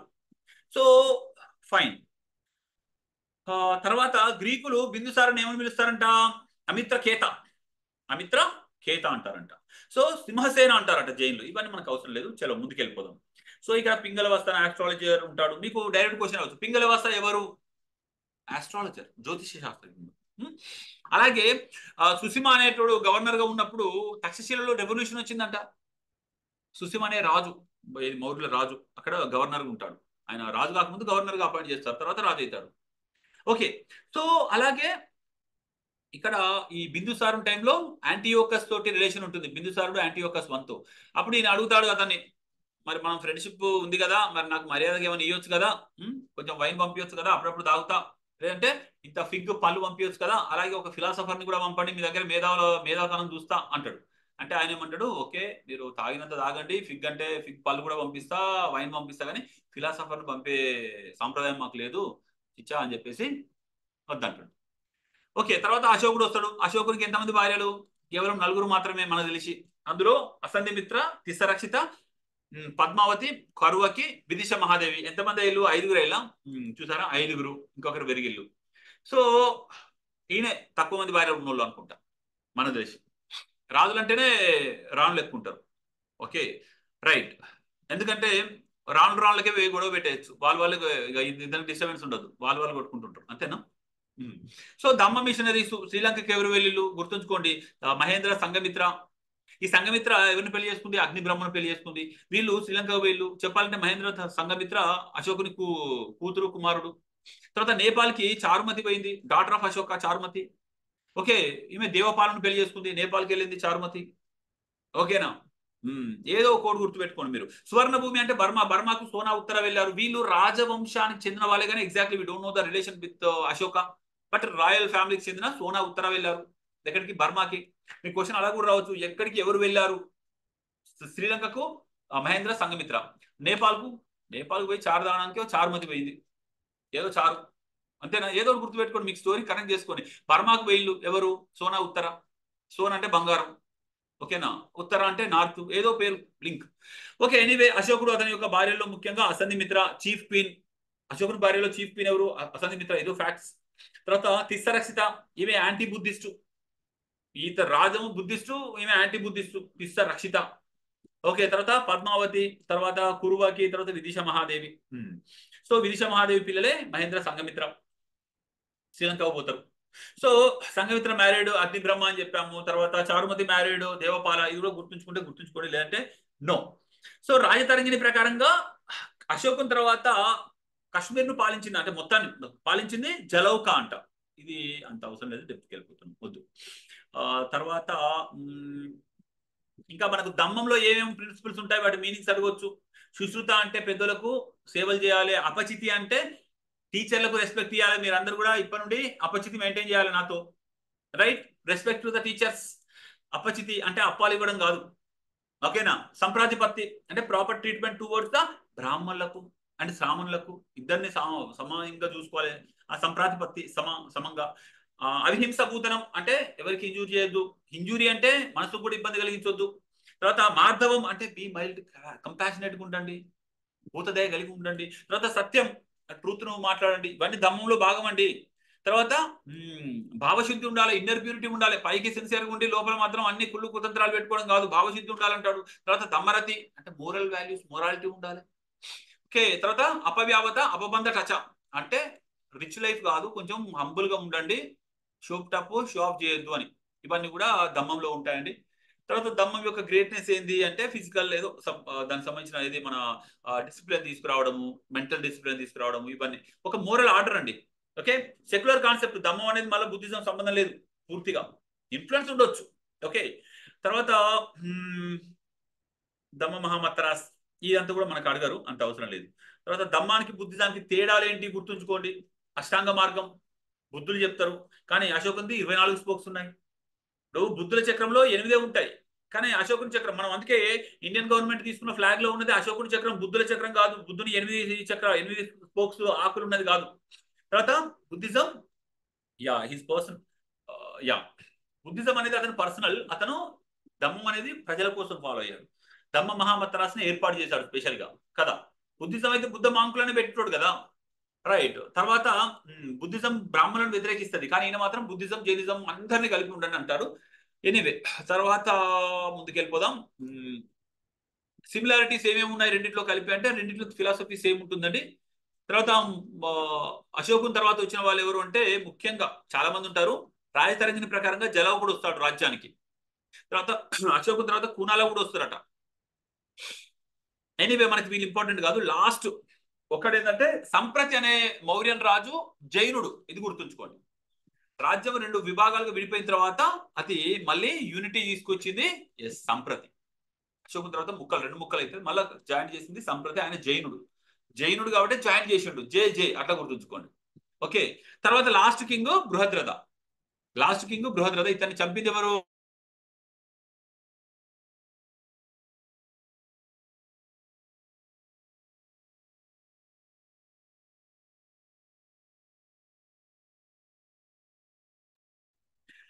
సో ఎవరు రాశారు? ఎవరండి బృహద్రథుని చంపింది ఎవరు?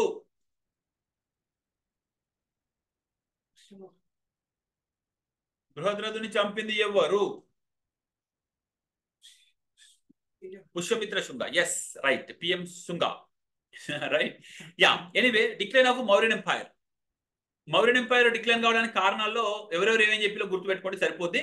చంపింది లాస్ట్ అతని సేనాపతి పుష్యమిత్ర శుంగ, అతన్ని చంపేసి శుంగ డైనాసిటీ స్టార్ట్ చేస్తాడు. కానీ దీనికి కారణాలు వేరే ఉన్నాయంటారు. ఒకటేమో హరిప్రసాద్ శాస్త్రి ఏమంటాడు, ఈ శాస్త్రి బ్రాహ్మణులు, శాస్త్రి అంటేనే బ్రాహ్మణులు కాబట్టి ఆయన ఏమంటాడు, బ్రాహ్మణులను సరిగ్గా ట్రీట్ చేయలేదు కాబట్టి వాళ్ళు తిరుగుబాటు చేసి చంపేశాడు అని అంటాడు. కానీ బ్రాహ్మణులకు సరిగ్గా ట్రీట్మెంట్ ఇవ్వకపోతే ఒక బ్రాహ్మణుడిని సైన్యాధిపతి ఎట్లా చేసిండు మరి? అది కూడా క్వశ్చనే కదా. మరి బ్రాహ్మణులను నిజంగా తొక్కేసేటోడు అయితే బ్రాహ్మణుల మీద ఎంత ఫెయిత్ ఉంటే వాళ్ళకు సైన్యాధిపతి ఇచ్చిండు, కాబట్టి అది మనం యాక్సెప్ట్ చేయలేము. అలాగే కౌటిల్యుడు బ్రాహ్మణుడే కదా మరి. తర్వాత రాయ్ చౌదరి ఏమంటాడంటే, అశోకుని దమ్మ వల్ల అసలు మొత్తము సైన్యం అంతా యుద్ధం లేదు, మర్చిపోయాడు కాబట్టి వేరేటోడు వచ్చి చంపేసి వెళ్ళిపోయాడు అంట. అది కూడా కాదు, ఎందుకంటే అట్లా ఉంటే దమ్మము అశోకుని టైంలో తిరుగుబాటు రావాలి. అశోకుని టైంలో మరి కంట్రోల్లో ఉన్నారంటే కంప్లీట్గా ఏం వదిలిపెట్టలేదు, శాంతి భద్రతల్ని రైట్ దమ్మం పేరుతో వదిలిపెట్టలేదండి. తర్వాత డిడి కోశాంబి ఏమంటారంటే, కొంచెము ఎకానమిక్ క్రైసిస్ వల్ల తిరుగుబాటు వచ్చింది అంటాడు. తర్వాత రోమిలా తాపర్ ఏమంటదంటే, ఇది ఒక రీజన్ కాదు, సెంట్రలైజ్డ్ అడ్మినిస్ట్రేషన్, అంటే ఓన్లీ రాజు దగ్గర అన్ని పవర్లు పెట్టుకొని సెంట్రలైజ్ గా ఉండడము, బ్యూరోక్రసీ, హ్యూజ్ బ్యూరోక్రసీ వల్ల ఇలా జరిగింది అంటారు. ఇప్పుడు మనం ఇందులో నెక్స్ట్ తెలుసుకోవాల్సింది ఏంటంటే, వీళ్ళ అడ్మినిస్ట్రేషన్ లో పదాలు తెలుసుకోండి. అడ్మినిస్ట్రేషన్ లో పదాలు ఖచ్చితంగా. వీళ్ళ అడ్మినిస్ట్రేషన్ తెలుసుకోవడానికి సోర్సెస్ ఏంటి అంటే, కౌటిల్యుని అర్థశాస్త్ర, తర్వాత మెగస్థనీస్ ఇండికా, తర్వాత అశోకుని శాసనాలు. 3 కూడా మనకు ఇది మౌర్య యొక్క పరిపాలన గురించి తెలియజేస్తాయి, అంటే సోర్స్ ఇస్తాయి అనమాట. సో అక్కడ మూడిట్లో కూడా సేమ్ రెఫరెన్స్ ఉంటుంది, కానీ పేర్లు వేరు ఉంటాయి. ఇప్పుడు గూఢచారులు ఉంటారండి, మూడిట్లో గూఢచారుల గురించి ఉంటుంది. ఇప్పుడు కౌటిల్యుడు గూఢపురుష అంటాడు. గూఢపురుష అంటే అదొక స్పై అన్నమాట. దాని హెడ్ మహామాత్య పసప్ప. సో ఈయన ఈ స్పైస్ కి హెడ్ అనమాట, ఎస్పెనోస్ డిపార్ట్మెంట్. అదే మెగస్థనీస్ ఓవర్సీస్ అంటాడు ఆయన లాంగ్వేజ్ లో. అదే అశోకుని డిస్క్రిప్షన్ లో పతివేదకాస్ లేకపోతే పులిసాని.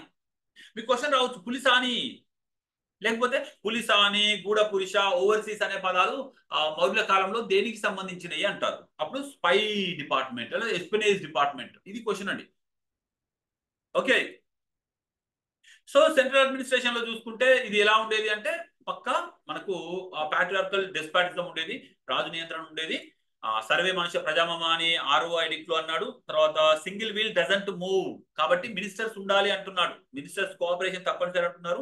అర్థశాస్త్రం ప్రకారం 34 డిపార్ట్మెంట్లు ఉన్నాయంట, 34 డిపార్ట్మెంట్ చూసారు అప్పుడే. అంటే అన్ని రకాలుగా గవర్నమెంట్ డివిజన్స్, అది పాలనా శాఖలు డివైడ్ చేశారండి. అలాగే స్టేట్ మోనోపోలీ ఆన్ మైన్స్ ఎవడు పడితే వాడు తవ్వుకొని రాగి వెండి తీసుకుంటే కుదరదు. అలాగే వెపన్స్ ఎవరు పడితే వాడు తయారు చేయడానికి లేదు, రాజ్యమే తయారు చేయాలి. నావీ కూడా, నావీ ఎవరు పడితే వాడు షిప్ తయారు చేసి నేను యుద్ధానికి పోతా నేను తిరిగి వస్తా అంటే కాదు. ఆల్కహాల్ కూడా ఎవరు పడితే వాళ్ళు, ఇప్పుడు కూడా ఆల్కహాల్ ఎవరు పడితే వాళ్ళు తయారు చేయొద్దు, చేస్తే ఎక్సైజ్ వాళ్ళు అటాక్ చేస్తారు. గుడంబ తయారు చేస్తున్నావా, సారాయి తయారు చేస్తున్నావా అని తిరుగుతుంటారు. ఇప్పుడు కూడా ఆల్కహాల్ అనేది గవర్నమెంట్ ప్రివిలేజే, గవర్నమెంటే చేయాలి కదా. అలాగే సాల్ట్, ఇప్పుడు సాల్ట్ అంటే ప్రైవేట్ వాళ్ళు చేస్తున్నారు కానీ అప్పుడు సాల్ట్ కూడా ఎవరు పడితే వాళ్ళు తయారు చేయకూడదు. ఎనివే ఇది మనకు క్వశ్చన్ వచ్చే ఛాన్స్ ఉంటుందండి. మౌర్య కాలంలో ఈ క్రింది వాటిలో ఏది నాట్ అండర్ ద మోనోపోలీ అని రావచ్చు. ఓకేనా. సో వాళ్ళకి చాలా హ్యూజ్ బ్యూరోక్రసీ ఉందండి, అంటే చాలా ఉద్యోగులు ఉంటారు. సో ఇక్కడ ప్రావిన్సెస్ ఏవి లేవు అంటే కూడా గుర్తుంచుకోవాలండి, ఏవి ఉన్నాయో తెలియాలి. ఇప్పుడు ఉత్తరా పదం ఉంది, దక్షిణ పదం ఉంది, ప్రాచ్య పదం ఉంది, కేంద్ర పదం ఉంది, అవంతి పదం ఉంది. ఇప్పుడు ఉత్తర అంటే ఉత్తర పద నార్త్, దక్షిణ పదం అంటే దక్షిణం, ప్రాచ్య అంటే ఈస్ట్, ప్రాచ్య దేశాలు అంటారు, ఈస్ట్ దేశాలు అని. తర్వాత మిగిలిన రెండింటిలో కేంద్ర అంటే మధ్యలో, ఆ తర్వాత అవంతి పద అంటే అవంతి ఏరియాలో ఉన్నది, దాని ఒకదాని అవంతి పద అన్నారు. సో ఈ ప్రావిన్స్ యొక్క హెడ్ ఎవరుండే వాళ్ళు, కుమార లేకపోతే ఆర్యపుత్ర, కుమార లేకపోతే ఆర్యపుత్ర. ఫైన్. ఇక్కడ చెక్ అండ్ బ్యాలెన్స్ ఉండేది. తర్వాత ఇక్కడ డిస్ట్రిక్ట్ లెవెల్లో ఆఫీసర్లు ఎవరు అంటే ఆహారాలు, డిస్ట్రిక్ట్ ఆహారం అన్నారు, ఆహారం ఫుడ్, రైట్, అట్లా గుర్తుంచుకోండి. ప్రవేశిక అంటే లా అండ్ ఆర్డర్, మనం ఇంతపై చెప్పుకున్నాం. రజ్జుక అంటే treasurer cum administrative, revenue collector. తర్వాత అగ్రాణమై అంటే head of the all the గ్రామని, అంటే అన్ని గ్రామాల హెడ్ అగ్రాణమై. ఓకేనా. సో రూరల్కి వెళ్తే మనకు గ్రామని అంటే గ్రామానికి హెడ్. సిటీ అడ్మినిస్ట్రేషన్ చూస్తే నాగరిక, నగరిక అంటే సిటీ అడ్మినిస్ట్రేటర్, మేయర్. ఓకేనా. మేయర్ అంటే ఎస్ నగరిక, నగరానికి హెడ్. తర్వాత అస్థినోమై అనే కౌన్సిల్ ఉండేది. అస్థినోమై అంటే గుర్తుంచుకోండి, మనకు అగ్రోనోమై అంటే రూరల్, అస్థినోమై ఆస్తి ఎక్కువ ఉన్న వాళ్ళందరూ సిటీలో ఉంటారని గుర్తుపెట్టుకోండి. అస్థినోమై అంటే సిటీలో ఉంటారు, ఆస్తినోలు ఎక్కువ అని గుర్తుపెట్టుకొని అది సిటీ అడ్మినిస్ట్రేషన్ సంబంధించింది. అగ్రోనమై అంటే అగ్రికల్చర్ ఉంటుంది రూరల్ కాబట్టి అగ్రోనమై అని గుర్తుపెట్టుకోండి. కోడ్ కూడా నేను చెప్పే ప్రయత్నం చేస్తున్నా, మీకు నచ్చితే వాడుకోని లేకపోతే లేదు. సో మిలిటరీ అడ్మినిస్ట్రేషన్ అర్థశాస్త్రంలో చతురంగ బలం అంటే చా అంటే చతుర్ అంటే 4 చతురంగ బలాలు, క్యావెలరీ, తర్వాత అశ్విక, తర్వాత ఎలిఫెంటరీ, తర్వాత చారియటరీ. కానీ ప్లీనీ ద ఎల్డర్ వాళ్ళకి ఎంతెంత ఉందో చెప్తున్నాడు. తర్వాత మహామత్య పసత్వ హెడ్ ఆఫ్ ద స్పైస్ అని చెప్పుకున్నాం ఆల్రెడీ. మెగస్తనీస్ ఏమంటాడు, ఇక్కడ మిలిటరీ కౌన్సిల్ ఉంది అంటున్నాడు. మిలిటరీ కౌన్సిల్, ఒక్కొక్క కౌన్సిల్లో మళ్ళా దాంట్లో మెంబర్స్ ఉంటారుగా, ఎస్, వాళ్ళల్లో 5 మెంబర్లతో ఒక్కొక్క టీం ఉందట, 6 టీంలు ఉన్నాయి. అందులో క్యావలరీ, ఇన్ఫాంట్రీ, ఎలిఫెంటరీ, నావీ, ట్రాన్స్పోర్టేషన్ కూడా ఉంది. గుర్తుంచుకోండి, ఆర్మీ యుద్ధం చేస్తుంటే వెనక వాళ్ళకి ఫుడ్ ఎవడు ఇస్తాడు. అందుకే మీకు మిలిటరీలో 2 రకాల డిపార్ట్మెంట్స్ ఉంటాయి, లైన్ అండ్ స్టాఫ్. లైన్ అంటే ఫీల్డ్ లో యుద్ధం చేసేవాళ్ళు, స్టాఫ్ అంటే వాళ్ళకి కావాల్సిన ఇన్ఫర్మేషన్ ఇచ్చేవాళ్ళు, వాళ్ళకి కావాల్సిన ఫ్యూయల్, వాళ్ళకి కావాల్సిన ఫుడ్, వాళ్ళకి కావాల్సిన బట్టలు, వాళ్ళకి కావాల్సిన సర్వీసులు చేసేవాళ్ళు స్టాఫ్ అన్నమాట. మిలిటరీలో ఇది ఉంటుందండి, ఇది పబ్లిక్ అడ్మినిస్ట్రేషన్ ఆప్షన్ ఉన్న వాళ్ళకి తెలుస్తుంది. లైన్ అండ్ స్టాఫ్ అంటే, లైన్ అంటే యుద్ధం చేస్తుంటారు, స్టాఫ్ అంటే మనకు వాళ్ళకి సపోర్ట్ చేసేవాళ్ళు అనమాట. సో ట్రాన్స్పోర్టేషన్ కంపల్సరీ, అంటే ట్రాన్స్పోర్టేషన్ ఒక డిపార్ట్మెంటే ఉంది. తర్వాత జ్యుడిషియల్ అడ్మినిస్ట్రేషన్, జ్యుడిషియల్ అడ్మినిస్ట్రేషన్ లో మీకు చూస్తే రాజు, మహామత్తర, తర్వాత రజ్జుక. ఇది కేంద్రంలో రాజు, ప్రావిన్స్ లో మహామత్తర, తర్వాత డిస్ట్రిక్ట్ లో రజ్జుక. సో నగర వ్యవహార మత్తర అంటే సిటీ జడ్జ్ అండి, నగర వ్యవహార మత్తర, నగర వ్యవహార సిటీ జడ్జ్. తర్వాత ధర్మస్థ అంటే సివిల్ లా అండ్ కంటెక్ట్ శోధన అంటే క్రిమినల్ లా, మీరు ఆల్రెడీ తెలుసుకున్నారు. స్పెషల్ కోర్ట్స్ ఉన్నాయి ఫారినర్స్ కి, తెలుసా? అంటే సంథింగ్ డిఫరెన్స్ ఉందన్నమాట లోకల్ పౌరులకు విదేశీయులకి. అలాగే వీళ్ళు చాలా టఫ్ టెస్ట్ ఉండేవి, అంటే దివ్యత్వ పరీక్షలు ఉండేవి. నువ్వు తప్పు చేయాలి అంటే నూనెలో ఏలు పెట్టాలి, చేయి పెట్టాలి, ఇట్లాంటి కథలు ఉండేవి. కొన్ని క్యాపిటల్ పనిష్మెంట్లు కూడా ఉంటాయి. ఎలా తెలుసా? నువ్వు 40 పనాలు అంటే 40 కాయిన్లు దొంగిలిస్తే కూడా నీకు ఏం లేదు, తలకాయ తీసేదే. అంత స్ట్రిక్ట్గా ఉంటాడు, ముట్టుకుంటాడా? మాస్టర్ ఈ 100 రూపాయల మీదేనా అని తీసుకొచ్చి చేతికి ఇచ్చి ఇంటికి వచ్చి ఇచ్చిపోతారు. సో కొంచెం పనిష్మెంట్ కూడా అవసరం. సో రెవెన్యూ అడ్మినిస్ట్రేషన్ లో మనకు కావాల్సిందల్లా బాగా ట్యాక్స్ కంపల్సరీ, అండ్ బలి అనేది మనకు ఆల్రెడీ చెప్పుకున్నాం. రుమ్మింద ఇన్స్క్రిప్షన్ లో 1/8 మంత్ డిస్కౌంట్ ఇచ్చిండని, అందులో వసూలు చేస్తున్నారని. ఓకేనా, 1/8 ఆఫ్ టోటల్ ట్యాక్స్ లో మళ్ళీ ఇది ఒక బలి అనేది ఎక్స్ట్రా మనకి మొదటి నుండి ఉంది, ఆర్యువల్ టైంలో కూడా ఉంది బలి. అర్థశాస్త్రం మాత్రం ఏమంటుంది, 7 types of resources, revenue sources ఉన్నాయంట. అలాగే 7 టైప్స్ ఆఫ్ ఎక్స్పెండిచర్ కూడా చేయాలంట రాజు. ఇది ఒకటి గుర్తుంచుకోండి, ఇవన్నీ అవసరం లేదు. అంటే రాజు ఎక్కడెక్కడ నుండి డబ్బులు వస్తాయంటే రోడ్ల మీద నుండి, మా గనుల మీద నుండి, తర్వాత ఫారెస్ట్, తర్వాత పచ్చిక బయల్లో ఎవరైనా వాడుకుంటే, తర్వాత ఫోర్ట్స్ మీద నుండి రెవెన్యూ సోర్సెస్ అండి, గార్డెన్స్ మీద నుండి. మళ్ళీ ఖర్చు దేనికి పెడతాడ, మిలిటరీకి పెడతాడు, రాయల్ ప్యాలెస్లు, ఎవరైనా మంచిగా మిమ్మల్ని పొగిడితే ఎప్పుడే మెడలో ఉన్నది తెంపి ఇసిరేసులు, ఇట్లాంటి ఉంటాయి కదా, అలాంటి. తర్వాత ఇరిగేషన్, కన్స్ట్రక్షన్స్, ఇవన్నిటి ఖర్చులు అయితే ఉంటాయి రాజుకి. సో ఎనీవే 7 గుర్తుంచుకోండి, సప్తాంగహరణ 7. తర్వాత బాగా ప్రొడక్షన్ లో ట్యాక్స్, బలి వాలంటరీ ట్యాక్స్, గుల్మ మిలిటరీ ట్యాక్స్, కార క్యాష్ లో ఇచ్చేది కార, అంటే కార బుక్కినట్టు కార కాదు, ఆ కార కాదు. తర్వాత పార్శ్యం, పార్శ్యం ఇదో బాగా, పార్శ్యం అంటే ఒక సైడ్, అంటే కొంచెం అన్నట్టు, అంటే సర్చార్జ్ కొంచెమే, మీరు ఉన్న ట్యాక్స్ మీద కొంచెం అడిషనల్ చేస్తే అది సర్చార్జ్ అనమాట. అది దేనికి ఒక దాని పర్పస్ కోసం వేస్తారు. సర్చార్జ్ అంటే మీనింగ్ ఏంటంటే ట్యాక్స్ రెగ్యులర్ ఉండే దానిపైన ఒక 1% ఎక్స్ట్రా సర్చార్జ్ చేస్తారు. అది ఒక పర్పస్ కోసం వాడతారు అనమాట. సో మనకి సేనాభక్తం, సేనాభక్తం అంటే మిలిటరీ ట్యాక్స్. ఎప్పుడైతే సైనికులు యుద్ధం చేయడానికి ఒక ఊరు నుంచి వెళ్ళిపోతున్నప్పుడు ఆ ఊళ్ళో వాళ్ళందరూ కలిసి ఆ సైనికులకు ఫుడ్ పెట్టాలి, వాళ్ళకి కావాల్సిన బట్టలు ఉతకాలి, లేకపోతే వాళ్ళకి బట్టలు ఏదో ఒకటి ప్రొవైడ్ చేయాలి, షెల్టర్ ఇవ్వాలి. ఇదంతా కూడా ట్యాక్స్ అండి, మిలిటరీ ట్యాక్స్ కట్టాలి మీరు. తర్వాత ప్రతీకారం అంటే షేర్ ఇన్ ద ప్రొడక్షన్. తర్వాత వంతెని అంటే రోడ్ సెస్. వంతెని అంటే వంతెన కాదు, వంతెన అంటే రోడ్డు సెస్ అనమాట, రోడ్ మీద ట్యాక్స్. తర్వాత నిష్క్రామ్య అంటే ఎక్స్పోర్ట్ డ్యూటీ, నిష్క్రమిస్తుంది మన దేశం నుండి వస్తువు కాబట్టి ఎక్స్పోర్ట్ డ్యూటీ కట్టాలి. తర్వాత ప్రణయ అంటే ఎమర్జెన్సీ ట్యాక్స్ చెప్పిన, యుద్ధం వచ్చింది సడన్ గా, ప్రణయ కట్టాలి. తర్వాత విష్టి అంటే ఒకవేళ నువ్వు ట్యాక్స్ కట్టలేకపోతే వచ్చి పని చేయాలి. మా ఊరోళ్ళు మేము ట్యాక్స్ కట్టలేం రాజా అంటే మరి వచ్చి మాకు యుద్ధంలో సైనికులకు సేవ చేయండి, ఏదో ఒకటి. విష్టి అంటే తర్వాత కాలంలో బానిసత్వానికి అది వెట్టి చాకరికి దిగిపోయింది. అర్థమైందా? తర్వాత మనము ముందుకెళ్ళిపోతే సోషియో ఎకనామిక్ కండిషన్స్ అంటే కౌటిల్యుడు ప్రకారంగా డివోర్స్ అనేది అలో లేదు, పెళ్లి చేసుకుంటే ఇక విడాకులు లేవు. ఓకేనా? ఎస్పెషల్లీ 4 రకాల వివాహాలే యాక్సెప్ట్ చేశారు. ఓకేనా? కొన్ని సందర్భాల్లో డివోర్స్ తీసుకోవచ్చు, కానీ కౌటిల్యుడు ప్రకారంగా అయితే లేదండి. He never accepted that. So ఇతను ఏమంటాడు, ఉమెన్ హ్యావ్ శ్రీధనం గురించి చెప్తాడు. అది వరకట్నం లాంటిది అనుకోండి. వర్ణ సిస్టమ్ ఉంది. ఓకేనా? ఫైన్, చలో let's go. Kautilya referred few హీన జాతి. కౌటిల్యుడు కొన్ని హీన జాతులు ఉన్నాయని చెప్తున్నాడు. అవి ఏంటంటే చెండాల, తర్వాత నిషధ అంటే నైషధ, లేకపోతే నిషధ అంటే హంటర్స్ అనమాట. కార్వర అంటే టానర్స్, తోలు తీసి వేసేవాళ్ళు కార్వర. తర్వాత కైవర్త అంటే ఫిషర్మెన్, కైవర్త. ఓకేనా? తర్వాత వేన అంటే బాస్కెట్ మేకర్స్, మనకు మేదరోళ్ళు అంటారు, బాస్కెట్ మేకర్స్. మార్జక అంటే స్వీపర్స్, మూడ్చేవాళ్ళు, మార్జక. ఇవి మీకు టర్మ్స్ ఇంపార్టెంట్, టర్మ్స్ రావచ్చు అండి. ఈ వృత్తుల వాళ్ళు ఏం చేసేవాళ్ళు అని కూడా అడగవచ్చు. నైషధ అంటే వేటగాళ్ళు, కైవర్త అంటే ఫిషర్మెన్ అంటారు. రైట్. సో ఇక్కడ ఇంకా కొన్ని ప్రొఫెషన్స్ ఏమున్నాయి? అయస్కార అంటే పాటర్స్, అయస్కార అంటే పాట్ మేకర్స్.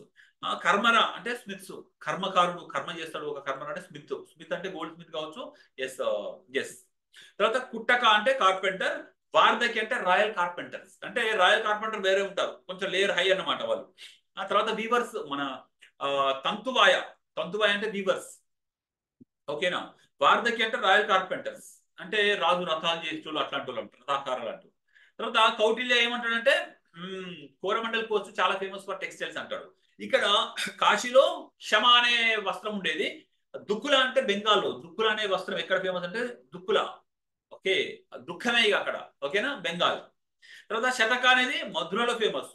ఓకే, పతంజలి మహాభాష్యం దీన్ని చెప్తుంది. శతక అంటే శత అంటే 100 కదా. ఎస్, మధుర అంటే శ్రీకృష్ణుడి జన్మస్థానం. ఓకేనా? మీకు దీన్ని కనెక్ట్ చేసుకోవచ్చు శ్రీకృష్ణునికి, శతకకు. ఓకేనా? ఎస్. పత్రోమ అండ్ కౌసేయ, ఇవన్నీ కూడా చినంసుక అని కూడా అంటారు. ఇవి మనకు చైనాను దిగుమతి చేసుకునేవారంట ఆ రోజుల్లోనే. ఫస్ట్ రెఫరెన్స్ ఫ్రమ్ అర్థశాస్త్ర. ఓకే, ఇవి చినంసుకం అనేది చైనా నుండి వచ్చిన వస్త్రం.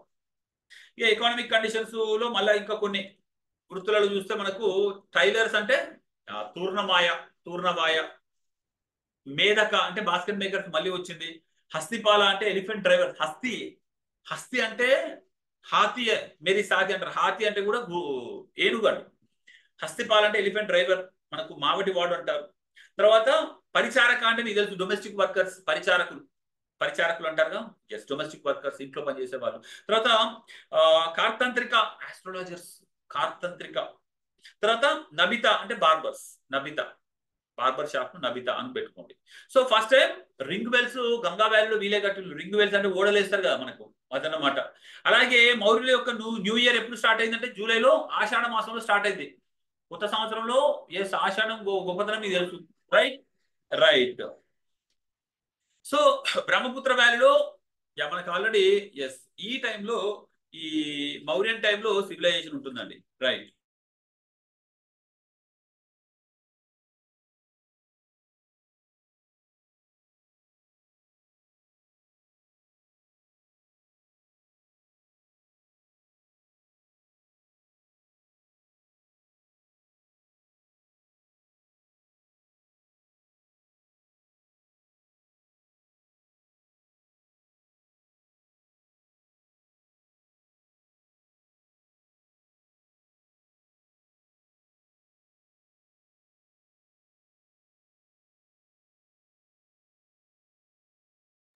యా, ఎనీవే ఇంకొకటి, మనకు మౌర్యుల కాలంలో కొంతవరకు షిఫ్టింగ్ జరిగింది. వుడ్ నుండి స్టోన్ కు మారారు వీళ్ళు. ఇది ఎందుకు అంటే, ఒకటేమో ఫారెస్ట్ తగ్గిపోవడం, రెండోదేమో అచ్మేనియన్ అనే ఒక ఇరానీ వాళ్ళ ఇంపాక్ట్. అంతవరకు కలపతోటే కట్టుకున్నారు. ప్యాలెస్ అంటే ఏమనుకున్నారు? పెద్ద గుడిసె. ఆ రోజుల్లో పెద్ద గుడిసెనే ప్యాలెస్. కర్రతో కట్టుకున్నారు. తర్వాత కాలంలో వాళ్ళు స్టోన్ కు మారారు. ఎందుకంటే కొంత అడవులు తగ్గిపోయి ఉండొచ్చు. రెండవది అచ్మేనియన్స్ అప్పటికే ఇన్ఫ్లుయెన్స్ ఉంది. అచ్మేనియన్ డైనాసిటీ పక్కన పొరుగు వాళ్ళు రాళ్లతో కట్టుకుంటున్నారు, మనం ఎందుకు కట్టొద్దు స్ట్రాంగ్ గా అని చెప్పేసి. సో మనకు ఆనంద కుమార స్వామి అనే ఒక ఆర్కియలాజికల్ ఆర్కిటెక్ట్, ఈయన ఏం చేస్తారంటే ఇక్కడ రాయల్ ఆర్ట్ లేకపోతే లోకల్ పీపుల్ ఆర్ట్ ఉంటుందని చెప్తాడు. తర్వాత మనకి ఆర్ట్ ఫామ్స్ ఎక్కడ దొరుకుతాయంటే వీళ్ళ యొక్క ఇన్స్క్రిప్షన్స్ లో దొరుకుతాయి కదా. అప్పుడు ఏ ఎలిఫెంట్ ఎక్కడ ఉంది, ఆ ఇన్స్క్రిప్షన్ పిల్లర్ ఇన్స్క్రిప్షన్ పైన, తర్వాత ఎద్దు ఎక్కడ ఉంది, అవి ఒక్కసారి గుర్తుంచుకోండి. సార్నాథ్ లో 4 లైన్స్ ఉంటుంది, అది గుర్తుంచుకోండి. ఇప్పుడు మనకు ఎంబ్లం ఉంది కదా, రాయల్ ఎంబ్లం, అది సార్నాథ్ లో దొరికింది తీసుకున్నాం. అదే ఎలిఫెంట్ అయితే సంకిస్తా. తర్వాత రుమ్మిందైలో అయితే హార్స్ ఉంది, రాంపూర్ లో కూడా ఆక్స్ ఉంది. పేర్లు గుర్తుంచుకోండి. ఎస్. తర్వాత ఇది స్తూపాలు కూడా కట్టారు. స్తూపాల్లో అమరావతి, సాంచి అండ్ ధర్మార్జిక స్తూపాలు. స్తూపంలో పై నుండి కిందికి ఏమేమి ఉన్నాయో మీరు ఐడెంటిఫై చేసుకోండి. ఛత్రి ఉంటుంది పైన, తర్వాత హార్మిక ఉంటుంది, తర్వాత అండ ఉంటుంది, తర్వాత మేధి ఉంటుంది, తర్వాత మధ్యలో ఏమేమి ఉంటుంది చూడండి, ప్రదక్షిణ పదం ఉంటుంది మధ్యలో. మీకు ఇది పై నుండి కిందికి, కింది నుండి పైకి గుర్తుండాలి. మీకు క్వశ్చన్ రావచ్చు, arrange them in the chronological order, top to bottom, bottom to top అని చెప్పి రావచ్చు. కాబట్టి you have to be ready to answer. తర్వాత రాయల్ ప్యాలెసెస్ అవి అవైలబుల్ గా లేవు. కాకపోతే పాట్నాలో కుమ్రహార్ అనే ప్లేస్ లో కొన్ని ఉన్నాయంట. ఆరోగ్య విహార్ అనే ప్లేస్ లో ఉందంట ఒకటి. తర్వాత మెగస్తనీస్, ఇది చాలా అద్భుతమైన కట్టడాలు. సౌగంగేయ, అబతానా, సూసా అనే ప్లేస్లలో చూసిన అంత అద్భుతమైన ఎక్కడ చూడలే అంటాడు. పాటలిపుత్ర కూడా అంటాడు. సారీ, మన పతంజలి ఏమంటాడు? సౌగంగేయ ప్యాలెస్లు అంటాడు. ఇవి మనకు అడిగారు. ముందుకెళ్ళిపోదాం. So first cave construction done by the Mauryan kings అండి. కేవ్స్ లో ఉన్నోళ్ళు మళ్ళీ మన తాతలు, పూర్వీకులు, స్టోన్ ఏజ్ లో ఉన్నోళ్ళు మన తాతలు. కాకపోతే ఇక్కడ కేవ్ కన్స్ట్రక్షన్ చేసింది ఎవరు అంటే మౌర్యులు. ఓకేనా. బారాబరి హిల్స్ అండ్ బారాబరి హిల్స్ లో ఎవరండి? బింబిసారుడు కదా. తర్వాత నాగార్జున హిల్స్ లో దశరథ అని చెప్పి నేను ఆల్రెడీ. బీబీ గుర్తుంచుకోండి, నాగార్జున, దశరథు. సంతోషం మూవీ గుర్తు పెట్టుకోండి. అందులో ఏమున్నాయి? గోపిక, కర్ణచోపార, లోమా సవిషి. ఇందులో పెద్దది అంటే గోపిక. సో ప్రజల ఆర్ట్స్ ఏమున్నాయంటే యక్ష, యక్షిని. మీరు ఇక్కడికి వెళ్తే అలహాబాద్ వెళ్ళినప్పుడు మ్యూజియం వెళ్ళండి, you can see these all yaksha, yakshini statues. నా దగ్గర ఫోటోస్ కూడా ఉన్నాయి, చూపిస్తాను. సో మధురలో యక్ష దొరికింది, బేసానగర్ లో యక్షిని దొరికింది, దీదార్గంజ్ లో యక్షిని మళ్ళీ దొరికింది, దౌలి స్టోన్ ఎలిఫెంట్ కూడా దొరికిందండి వీళ్ళ కాలంది. రైట్, ముందుకు వెళ్ళిపోదాం. డన్. ఓకే. సో మనము మౌర్యన్స్ ఫినిష్ చేసాం. పోస్ట్ మౌర్యన్ కి వెళ్ళిపోతే, యా, దట్స్